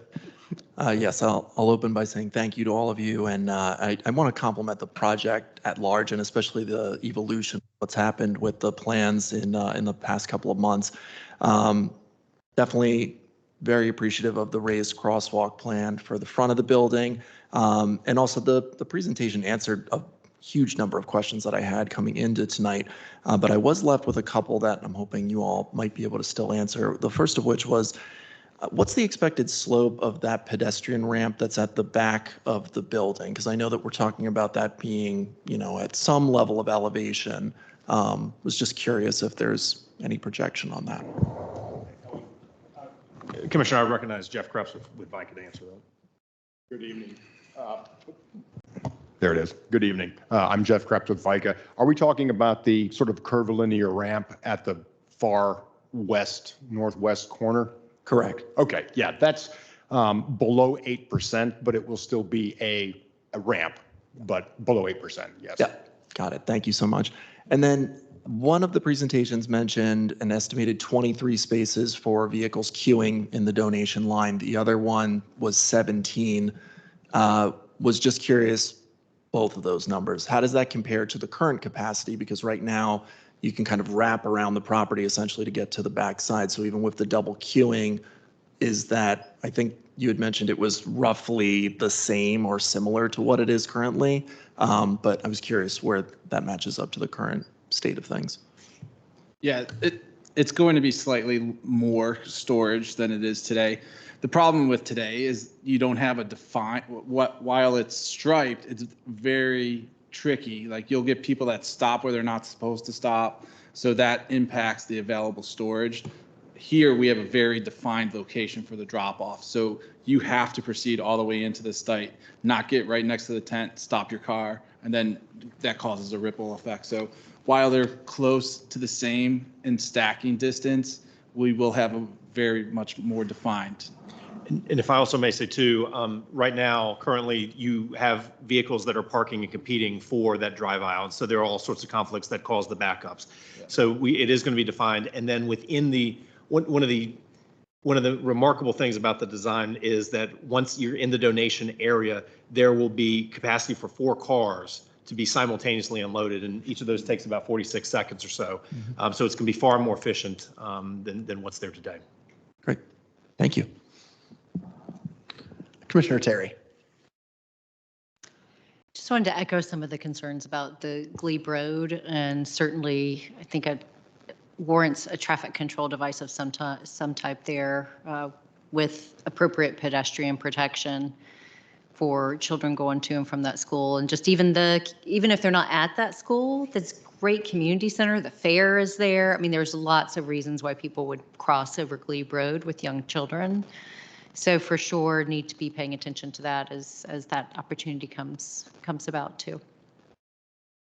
I would encourage all of the commissioners to comment on VDOT's STARS study, which is open for public feedback right now, and which currently proposes no improvements to that crosswalk, which is a crosswalk and is controlled by a stoplight, but desperately needs a no turn on red or an LPI or both. Well, even the one to turn where the turn would be into the new facility, there's no light there, nothing there. Yeah. That's very close to the existing signal. All right, Commissioner Ludlow. Yeah, can you tell me a little bit more about the commercial vehicle deliveries?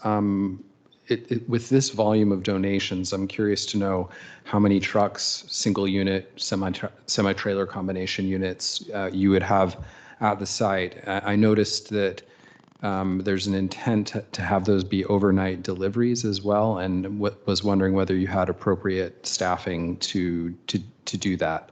Thank you. Yep. Thank you for your question. And again, I'm Dawn with Goodwill of Greater Washington. In our current environment, we call it swap. Trailers about 3 to 4 times a week. We expect that over time to grow. We do expect that to grow. The uniqueness about this is doing it overnight allows us to provide the safety and control it in an environment where we won't cross paths with donors and so on and so forth. So we don't have that particular issue. This is a site, and typically when we would swap trailers in this fashion, we understand that this would have a 2-person capacity in each swap. So there's not a driver by him or herself, maybe a female driver one day. Today we don't have that as a CDL. But certainly having what we call a driver's helper, that person would need to exit the vehicle and then provide them guidance to back in safely. We're really good at that when we have a process and a system. I anticipate that the time to make those swaps as well, each turn to decrease over the first 90 days or so. Fantastic. So this is your own private fleet? Currently, we use our own private fleet and sometimes a third party. This is a location where we bring it in-house just to make sure we can control that. Okay, but it's only 3 to 4 swaps a week, so you just have to bring the bobtail in and then Correct. swap. So what happens currently is we drop an empty, we pull a full. And it would be the same here, except we'd actually have dock bays. So we drop it, we'd pull it, and we get out of the way. But again, doing it off hours really allows us to control the environment a lot better. Thank you. But Commissioner, if I also may say too, as Ms. Holland mentioned, we are going to be doubling the size of the processing center area. It's a much more efficient layout. So while it's 3 to 4 today, it will grow. So I don't know if we know what that number is, but it will grow. I think the main concern is, usually there's good intention in many cities to move logistical activities to the night. But the reality is that often there's just not staff available to do overnight deliveries, even though everybody doesn't want to see the freight. So that's been an issue in many parts of the country and globally in the past. But it sounds like because you've got control over these things, you've got the staffing. I'm not concerned. It sounds good. I believe Commissioner Coleman, did you have your hand up? Or yeah, we got a lot of people. I got a list. All right, thank you. I just wanted to take the moment to just really thank both the staff and the applicant for all the work they've done on this project, both for the rigor and the importance and this moment for this project. Just kind of briefly, because I find this really fascinating, over the last few years, we've seen a pretty significant exodus of people from Virginia, particularly in Hampton Roads in Northern Virginia, Arlington being one of the critical areas. And the main demographic of people leaving Northern Virginia have been from the ages of mid-20s to late 30s. Many of these people are very educated, have degrees, have very high economic mobility. And when you look at the critical factors of what draws people out of a state generally, they typically are downward pressure factors, things that cost one and weigh on their mind as to where they're going to go. And 2 of those high risk factors are housing and childcare. And this project seems to be able to address both of those at the same time. And I think it's really important. We're able to have a program in this moment, as has been said already this night multiple times, that is unique, right? This applicant and their project is unique, and I think it meets a need that we've heard echo throughout the county as well as the Commonwealth, and I really appreciate you for the work you're doing to address this. Thank you. Commissioner Hussain. Nice. Oh, okay. This is on. Yeah. Just want to echo that. I think that's just. I think it's. I'm really happy that there's a commitment to affordable housing. I generally have hesitations about when jurisdictions in Northern Virginia talk about affordable housing, and to me, it's affordable housing. So I really appreciate that commitment here. I think that's fantastic. But I did have a question about the pedestrian access to the childcare. So I can see the access from the back, but then if someone is coming from the front, from that front crosswalk, and then they want to get to the childcare facility, what does that pathway look like? Yeah, so the main path of access will be from the trail. Okay. We're really trying to avoid people walking through the site Yeah. due to the the auto nature of the use. Predominantly speaking, a majority of the people are going to be dropping their child off in a vehicle. Obviously, there are people that may live close by that will need to walk, but the direct access point will be from the trail. And there is a secondary residential entrance in the building adjacent to the childcare site. So if you live in the building, you can just walk downstairs and it's right there. Nice. That makes a lot of sense. And I think that's where the expansion to the trail is so great, because that, like, you would see just an increase of like foot traffic. And I think that's really great. I think my other question was, I guess this is not exactly pertaining to transportation. It's more on the housing part, but I figured, I'm guessing it'll be addressed at Housing Commission, but I figured I'd ask it now. How does the county determine how many affordable units are in a given building? What is because I understand like the percentage part, like it's 60% of average median income, what have you, but the actual number of units, how does the county determine that number? Well, Rob. So I'm going to defer to the applicant to speak about this case, and then maybe I'll have to give a little extra context, but probably not. Generally speaking, in any 4.1 project, when you take it through the process, there are at least two tiers of affordability. One is what they call the base density affordability, and that gives a land use applicant the opportunity to, or the option to, provide an AHIF contribution or provide on-site units or off-site units. And there's a formula set forth in the zoning ordinance that's regulated by the Commonwealth about what we can do. Then there's something called bonus density, which is an increase in density beyond the base. And for that, generally speaking, that's a negotiation on a case-by-case basis between the applicant and senior housing staff. Generally speaking, you would not see anything below 30% of the value of the bonus density being dedicated to on-site units. So we negotiate that with housing staff and with CPHD in the manager's office to determine what that's going to be. So it's really, it's an ad hoc kind of thing, but there's general expectations with each 4.1 site plan. Nice. I appreciate the explanation. It's explained on the website of Arlington County, but like, I don't have that much experience, so I appreciate the explanation. And yeah, and last comment to Mr. Chairman, the fact that there could have been a remaining remnants of the W&OD Railroad near East Falls Church makes me very sad that it's not there. I just figured I should. Half of it still is. So if you want to go see it, I will take you. It's where they unloaded the coal cars. Anyway, we can talk afterwards. Yeah. Commissioner Flores, you're up next. Awesome. Got it. First time. You mentioned that, and forgive me if I misheard you, the trailers would be staying on site in the loading dock. Is that the same loading dock that the residential loading and unloading would occur? And what is the mitigation for a moving truck and 1 or 2 trailers for the Goodwill donations? So there's a total of 3 docks. 2 of them will be used to swap the trailers in and out. So there's always going to be a 3rd bay open for residential unloading and deliveries. And additionally, normally there's only 1 vehicle there during daytime hours, so that other bay could be used for move-ins, move-outs additionally. And that's part of the reason why we've requested the loading dock coordinator to help balance all that out and make sure it works. Awesome. Commissioner Thea. Yes, I have a small handful of questions. I'll try to get through them quickly. First one, you had mentioned that some of the bike parking will be sized for cargo? Do you have a number for that, cargo bikes?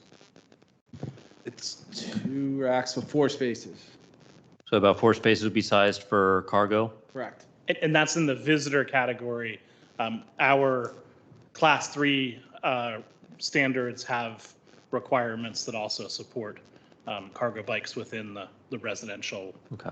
Yeah, sorry, I was talking about, it was referring to the Goodwill site, yep.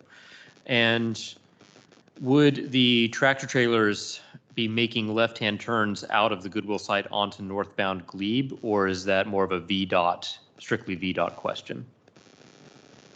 That is going to be the main access in and out of the site. Just due to the median that exists on Glebe Road, they will need to make that right or left-hand turn out. If you look at the median, you can see that the median is kind of tapered to allow for those movements. So the predominant movement is going to be from the south, making a left in and then a left out across. If you have concerns about the level of traffic, just think that you're going to be in the middle of the night when traffic volumes along Glebe Road are going to be significantly less than they are during the peak periods. Still a pain, though. I lived near there for a while, and Glebe Road is never pleasant, and it's never low traffic. All right, and just reiterating real quick the concern about pedestrian access from the Goodwill side to the childcare side.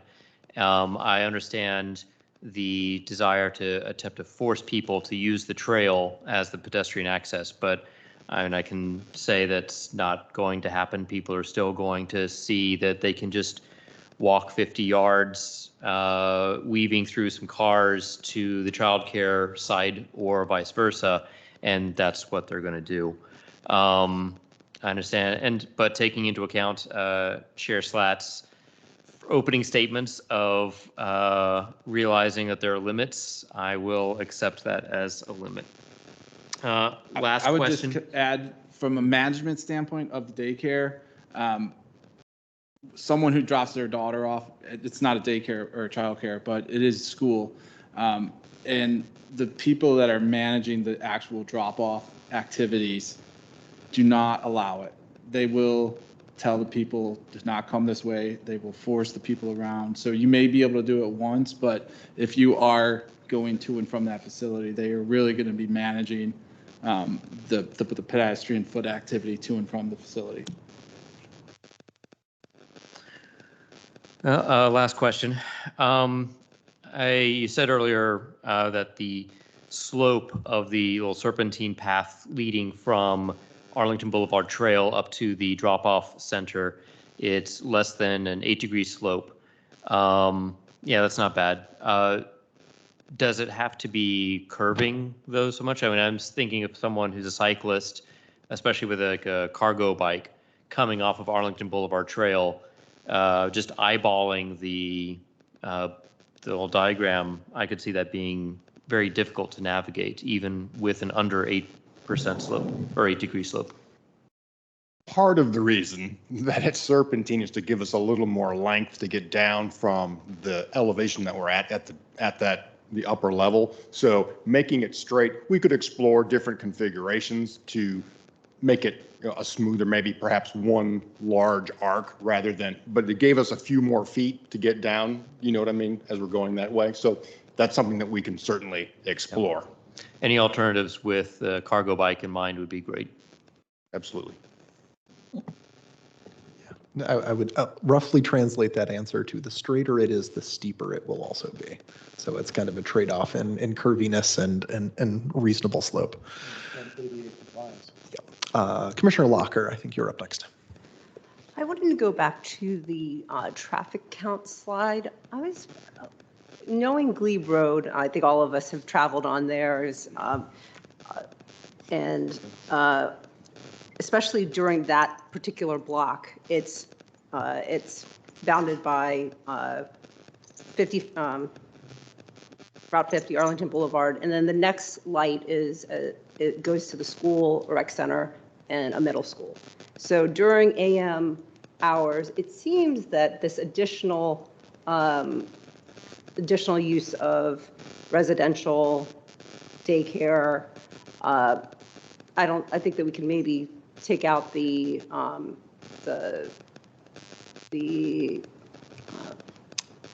loading and unloading for Goodwill, but just minus that, just the residential and the daycare. I'm a little concerned that there's going to be backup just for those uses, especially during AM, when you add all of the other uses, surrounding uses around that area. Have you taken a look at that AM hour? And I'm wondering, especially the 51, is that including the new daycare center?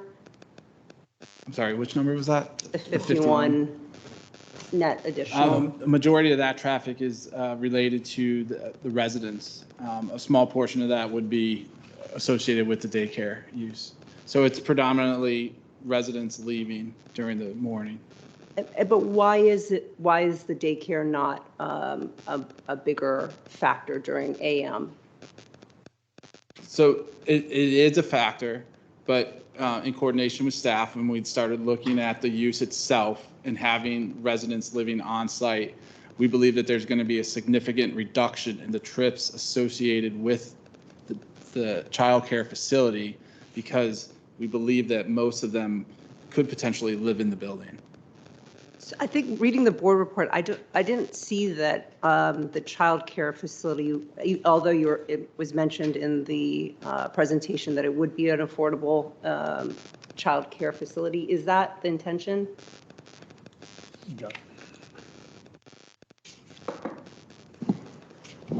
Hello, I'm Josh. I'm with HC, the houser, and also the person who's been coordinating with the child care provider that we have our target set on. Yes, the intention is that they would be an affordable provider. We have interest. We've shown all of our plans and sort of talked about timelines and all that. I would also say that even with sort of nonprofit childcare providers, HC has had a lot of experience exchanging sort of basically no rent for subsidy spaces for our own residents. And if our, I guess, ideal target provider wasn't the ultimate provider that goes through the certification process with us, that would be another tool we have to ensure that folks who live in our community have access to the center as well. And it will be a relatively modest size, 30 to 40 children is what's expected. And between the trail access, the folks who will live in the building, the Goodwill employees who also would almost certainly qualify for any type of child care subsidy type provider, I think we're going to have a lot of spaces filled within our own community. Great. Yeah, I think that was where I was trying to get to, was if the traffic counts are based on the idea that many of that you're taking, not factoring the daycare because of that, then it should be maybe included in the board report to say that something along those lines, so that that's taken into account. We'll review the report and see if we can weave that in there. Is it in there? Maybe I just missed it. No, it isn't. Okay. Yeah. I also really, I did think that that it was elegant, the way the traffic pattern. I mean, given the limited circulation that you that was required or is needed that 1 week.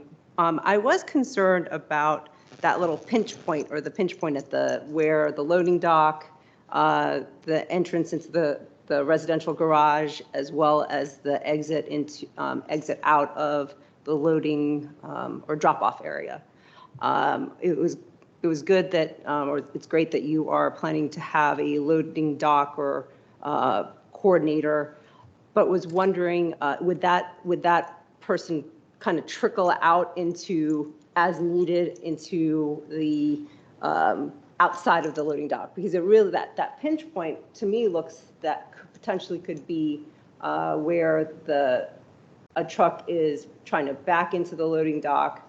They're kind of stuck, that it's now backing up the drop-off entry and or the ramp going into the residence. The reason why I ask is because I was late to our meeting today because of, I'm not going to say the grocer, but on Washington Boulevard, the loading dock was either full or whatever it was, and so there was a backup along Washington Boulevard for a good 5 minutes. And so I know this is an interior thing, but this interior backup could have then again bleed out into Glebe, or just be a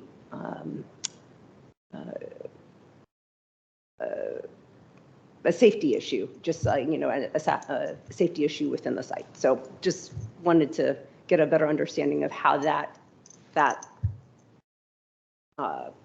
area will be managed. Yeah, it's definitely an area that we're thinking about thoroughly and have been thinking about. Part of having a loading dock manager or loading dock management plan will help us schedule the deliveries so that we don't have 3 deliveries showing up at the exact same time or 3 residential move-ins happening at the exact same time. So in that sense, we're hoping that we can manage and spread out the deliveries so that they don't conflict with one another. And if in the event that there is a truck moving, we're hoping that the signage and the controls will help make the people wait. And we do have stacking up the exit loop road for, I would say, 5 to 7 vehicles at least. So there is some capacity exiting to manage that queue.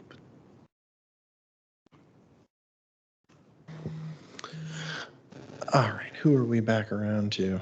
I think Commissioner Hussein, and then back to Commissioner Flores. Yeah, I think, hopefully I have one more question. So on this slide, it looks like to the main entrance, it's marked with a flush crossing. And so y'all are having the bus stop moved further south.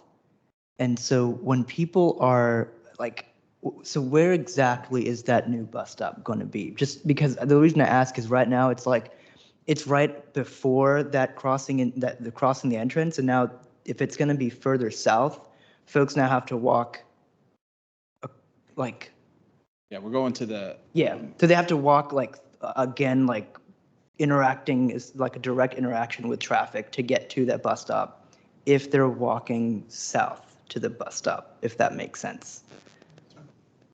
Sorry. Yeah. That's a correct observation.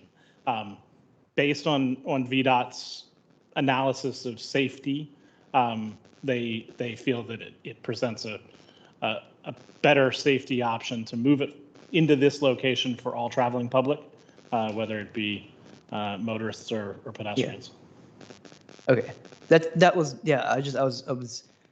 It makes sense that I guess that you're moving the bus stop, but I guess the conversation, I guess, is more about VDOT, I guess, and their ideas of what they consider to be safe, which I guess are questionable at best. So that answered the question. I was just pointing that out, that I guess that's just an extra area of caution that drivers would have to have, because now there's not just the interaction with the crosswalk in the facility on the site, but now there's a direct interaction with pedestrians on that entrance as well. So now you have 2 points of direct interaction between cars and people inside. I guess that's just another area of concern. But I understand exactly where you're going with this. Yeah. I think it's also important to anchor ourselves with the existing conditions. The existing conditions have the bus stop right between 2 very large curb cuts and driveway entrances, that's all, as is. Yeah. Yes, pedestrians will still have to cross driveways. Yeah. This overall situation is going to be much finer for pedestrians. That I agree with. I think, yeah, I'm trying to think about this within the context of this site being a little awkward. So I guess that makes a lot of sense. And it was, yes, definitely a lot better than, and I also appreciate that was taken into consideration, that moving that bus stop would have this. Yeah. Yeah. Thank you. Commissioner Flores. So everything that I'm going to ask about, and I have 3 questions, are in the context of appreciation for how much work has been put into this and the consideration. A couple of concerns that I have. Can you actually share the slides again? Sorry. Can we have a visual of the whole site plan so we can see the path of travel if someone were to take the bus to then pick up or drop off their child? One of my main concerns is the path of travel is, and I know we've spoken about this a bit, the path of travel is to go all the way towards the ramp on the trail, all the way to the very end of the site, and then up and through. And I understand the push and pull between having an ADA compliant, understanding the landscape, but going back to one of the concerns that Commissioner Theo had, I didn't see any signage to ward against pedestrian flow on the path for the drop-off on the north side of the building, on the path for the vehicular traffic on the north side of the building. And one of the mentions was that the daycare worker will mitigate that, but how would the daycare worker see the individuals coming and know that it is different than them just coming up the walk path? So we've talked about this, and there are some other staff comments that they are working on that I did want to present. One, we've asked the applicant to look at adding a set of stairs so that if you are not using the ramp, you don't have to go all the way to the end of the ramp and then back again. That's one very minor element. Additionally, I think that you're right. This site has its challenges as far as particularly, let's say the bus stop. There, I could easily see somebody maybe deciding that it's a good idea to just, I'll say, bushwhack through the drive aisles and into the back and go headlong up steep ramps and into the childcare space. That, unfortunately, even though we've tried our best to give them adequate facilities everywhere else, it's much like many things, we can only do so much. But we are looking at adding signage either at the crosswalk area to indicate that, hey, if you're going to the daycare, it's up Glebe Road and then down the ramp. Conversely, if you're coming down Glebe Road, don't continue down. Make a turn onto the ramp.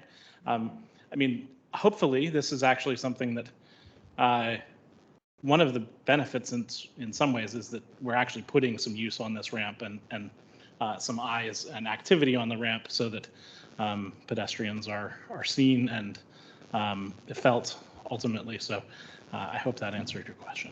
It does.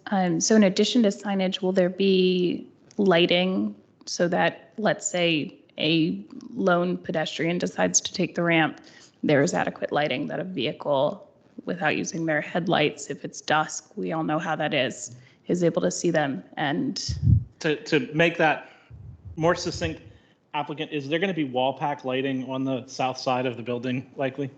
Presumably there will. We haven't designed it yet, but there will likely be, in addition to the VDOT overhead lights along the ramp, there will likely be pedestrian lights as well, help just marker lighting. But I think she means like on the south side of the building, if someone was to go rogue. Yeah, go rogue.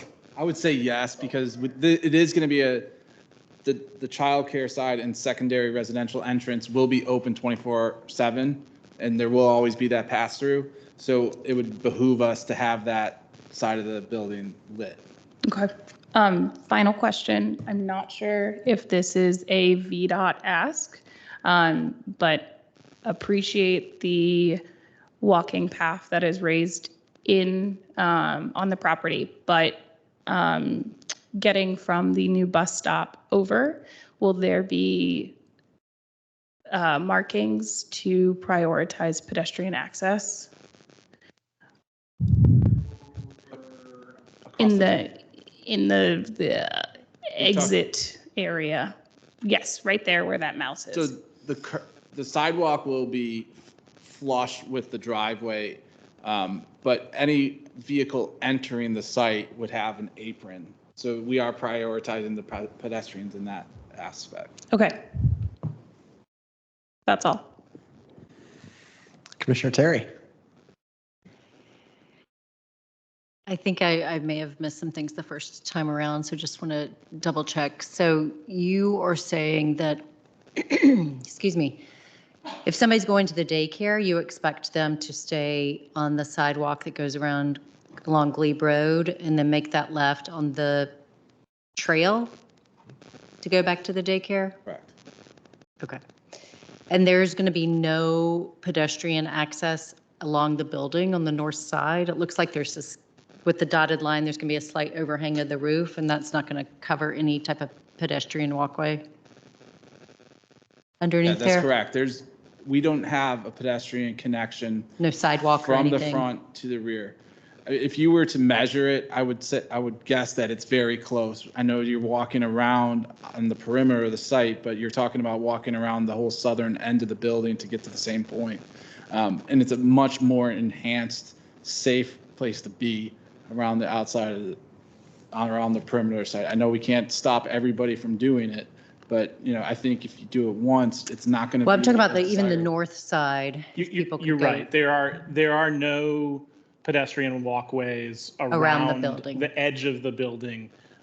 Those were actually removed in the design process to provide more space for the trail, and then also landscaping and stormwater management on those edges where pedestrians really aren't intended to be.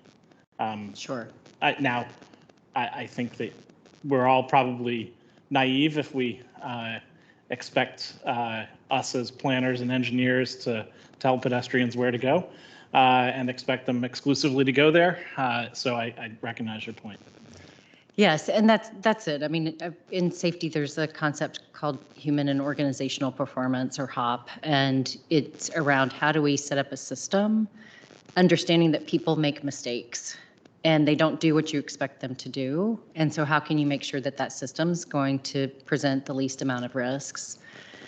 If it's raining, am I going to take that extra time with my child to walk out in the rain on the path? I mean, just thinking through some things like that, and just thinking about the bus stop placement. Is somebody going to stay on that pedestrian path instead of cutting across the lanes of traffic? It's, as we've said, it's an imperfect site, but maybe even just thinking about if there's some type of pedestrian or sidewalk or something along that north side of the building. Because it is a very nice and easy way. If I'm a pedestrian, I can cross directly to go into the building. And why wouldn't I think I couldn't continue along the side of the building, walking there, instead of having to go a little bit further? And I think a lot of these questions are going to be very useful for the applicant as they speak to providers and start to address the providers' concerns. We're still going to bring forward a use permit that has details about the actual daycare operations. And maybe we will have additional amended answers with their input. Thank you. I just wanted to say, when this proposal first came in, I was one of the first people who was like, well, how the heck do you drop a kid at daycare without a car in the original design? And then we got to the trail access, so progress is being made here. I do think it is really important to remember that these kind of childcare providers are the kind of, they're not, having a customer that comes once, and then doesn't come again for months and, that sort of thing. These are regular users who, can be taught and trained and, cajoled into following certain policies and whatnot. And I do think, especially if these stairs can be accommodated, that's a very helpful thing to make sure that it's not a particularly circuitous route, though certainly not perfect or ideal, as we've talked about numerous times. Commissioner Furman.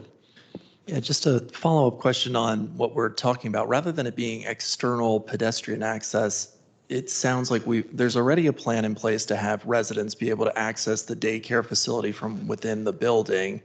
Would it be possible to create something that would allow for access from the front of the building to ultimately get back to the daycare without going through any of the external pedestrian or vehicular access points. I don't know if that's possible, or if you don't want that because you don't want people going through the residential areas who aren't residents. The challenge really has been, as staff has looked at this, because we've really tried to figure this out, has been that the donation level and the childcare level are the same. For residents, you're already up above that donation level, and you can come down to the west end of the building and take your elevator down.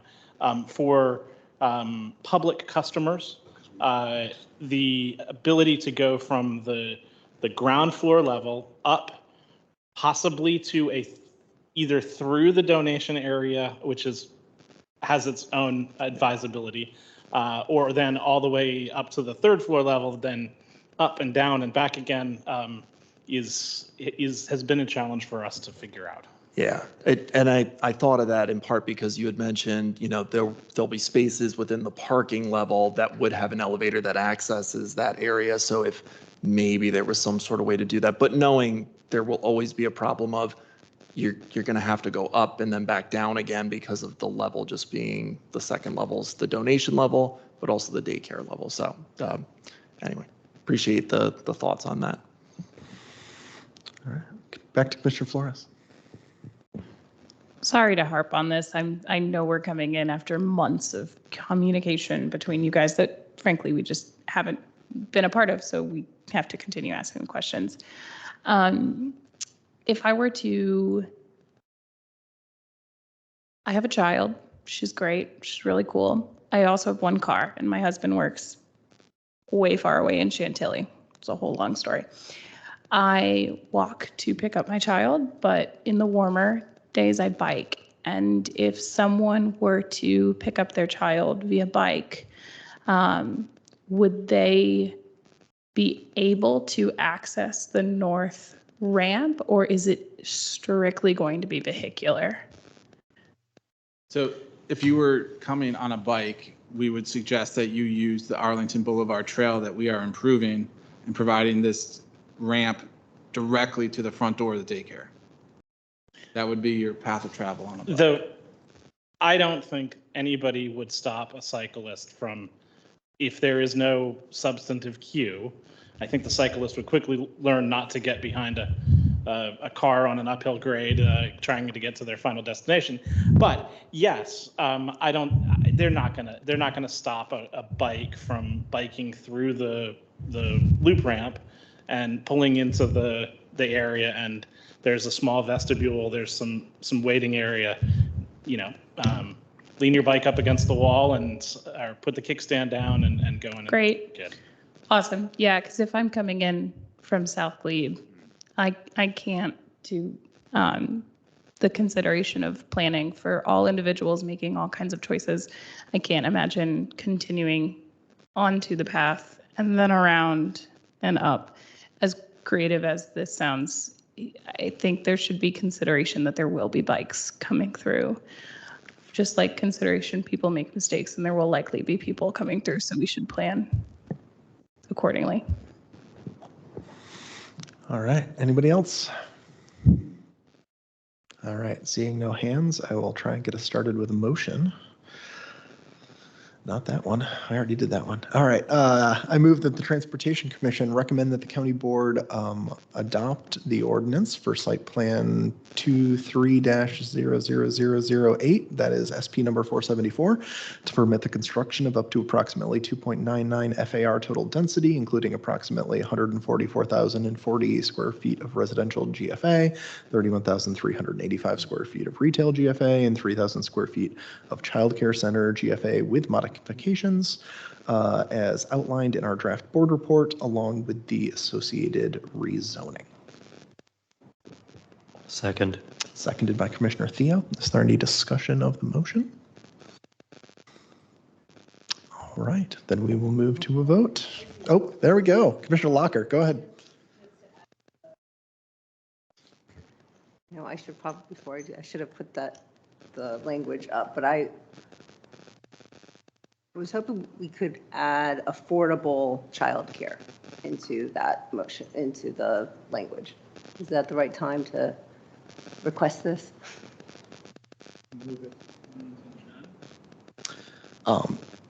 So there could be a motion to amend. That is language straight out of the county board report, though.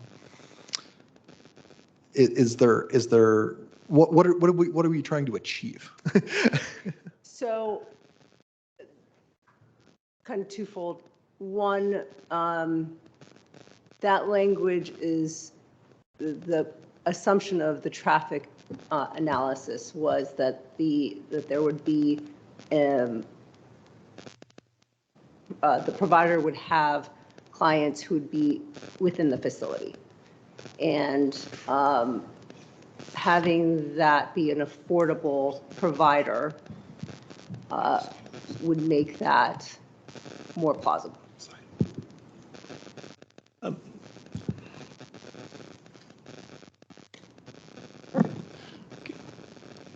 Right, but are you trying to constrain the development so that it could not move forward if the child care center were not affordable?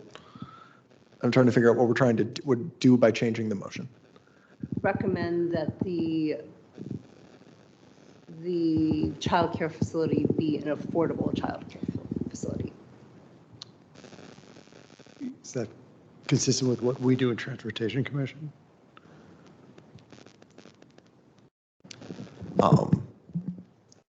Isn't it inherently related if the traffic data takes into account affordability of childcare?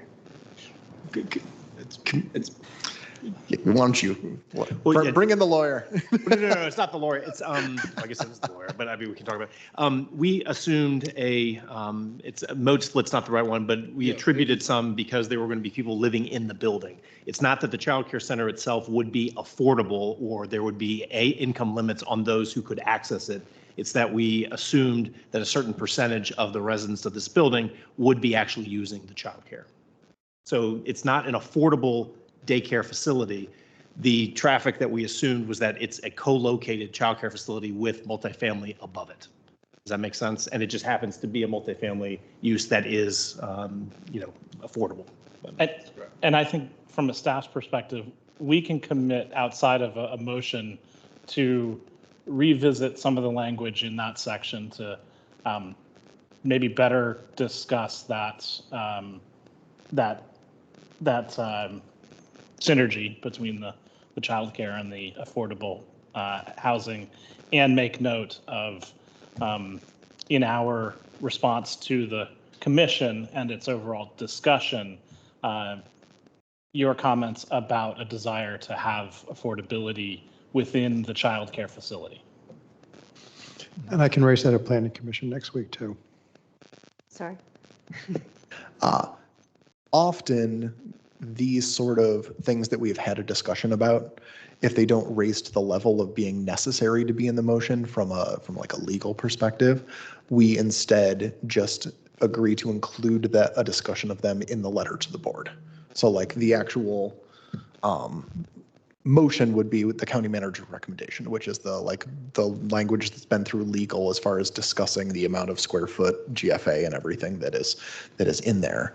And then in the letter, there's always a section on like primary areas of discussion, including things like, in this case, the traffic impacts and how much of what is shown in the traffic impact is because of an assumption that the child care center will have a large percentage of the clientele that is within the building, and that being probably most likely if it is in fact a affordable child care facility as AHC is currently intending. And so the commission is very interested in making sure that that assumption continues forward, and urges staff to explore site plan condition language that would ensure that something like that happens. So it would be a recommendation in our response. It would be a discussion in the letter rather than explicitly called out in the motion. I could live with that. Okay, great. Any other discussion of the motion? Or things people want to make sure that I include in the letter, because I'm always open to those. I always just go back and listen to what we talked about to remind myself, but. I think just this expectation that regardless of how we train people, people don't always follow that training. And, if you're depending on a friend or another family member to drop off your child, you never know what's going to happen. And we see that every day, all the time. I'm guilty of it, and I'm sure all of us are. So I think the discussion about making sure pedestrians are as safe as possible in this space should be also a big part of that letter. You got it. Thank you. Commissioner Flores? Yeah, to second that, I'd like to see inclusion of that as well as urging to add as many lights and what have you as possible to make sure that if a pedestrian goes in there, because I know I probably would my first time, they are safe from vehicular traffic. All right. Anything else? And we will move to it. Commissioner Coleman? Aye. Commissioner Flores? Aye. Commissioner Furman? Aye. Commissioner Hussein? Aye. Commissioner Lantelmi? Aye. Commissioner Locker? Aye. Commissioner Ludlow? Aye. Commissioner Shannon? Aye. Commissioner Terry? Aye. Commissioner Theo? Aye. And I too will vote yes.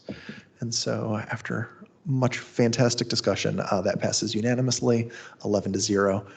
Many thanks again to the applicant and especially to Mr. Gibson for one of the best presentations I think we have ever seen of a site plan in front of Transportation Commission. Thank you very much.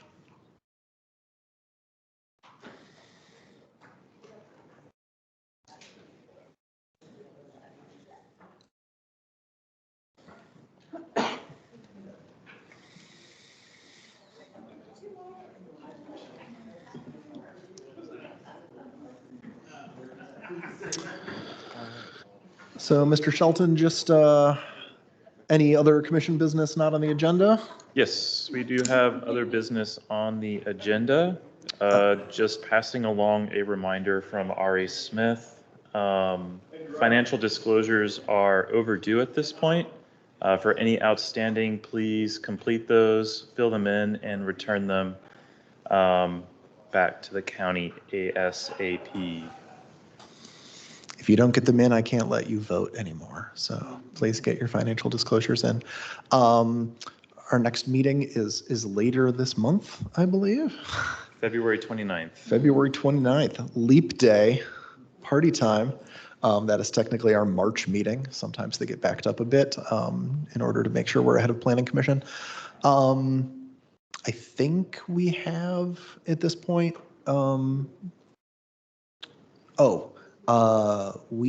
Transportation Commission needs a new rep to plan pedestrian advisory committee. Commissioner Yeri was our liaison to pedestrian advisory committee. And the past chair of PAC is bugging me that TC doesn't have a rep anymore. So if that's something you're interested in, it's a bunch of really great people at PAC. Really, really great people. It's just one more meeting a month. It's much shorter than ours. It's like usually an hour and a half.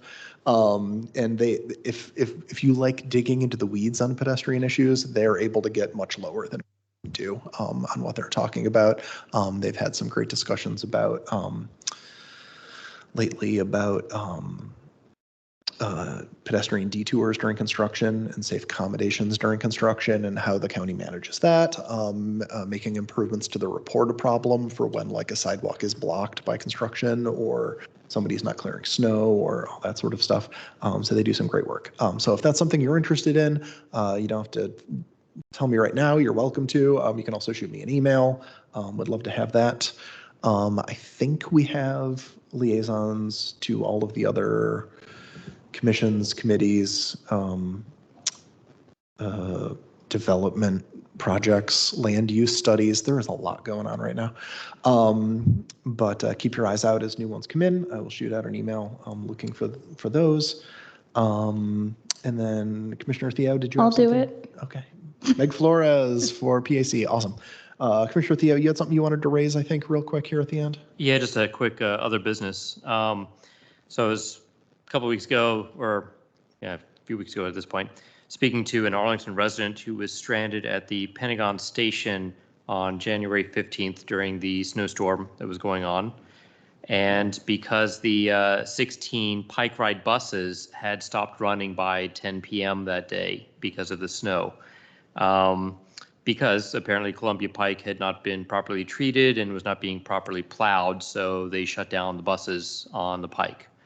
There apparently wasn't any communication of the abrupt bus shutdowns at the Pentagon station, and the resident waited for almost half an hour before finally getting an Uber, sharing it with another woman from Bolivia who was in the same situation, needing to get out to the Pike. And I assume it's county DES that manages snow treatment and removal on the Pike and not VDOT, correct? Since that's the case, not properly treating a major bus route that serves tens of thousands of residents in Arlington and beyond out in Fairfax County is unacceptable. And I understand the Pentagon Station and the WMATA Pike Ride buses are not under direct control of Arlington, but the county should facilitate better communication between all transit services within the county during snow emergencies, so no one is stranded after getting off Metro again. That is all. Cool.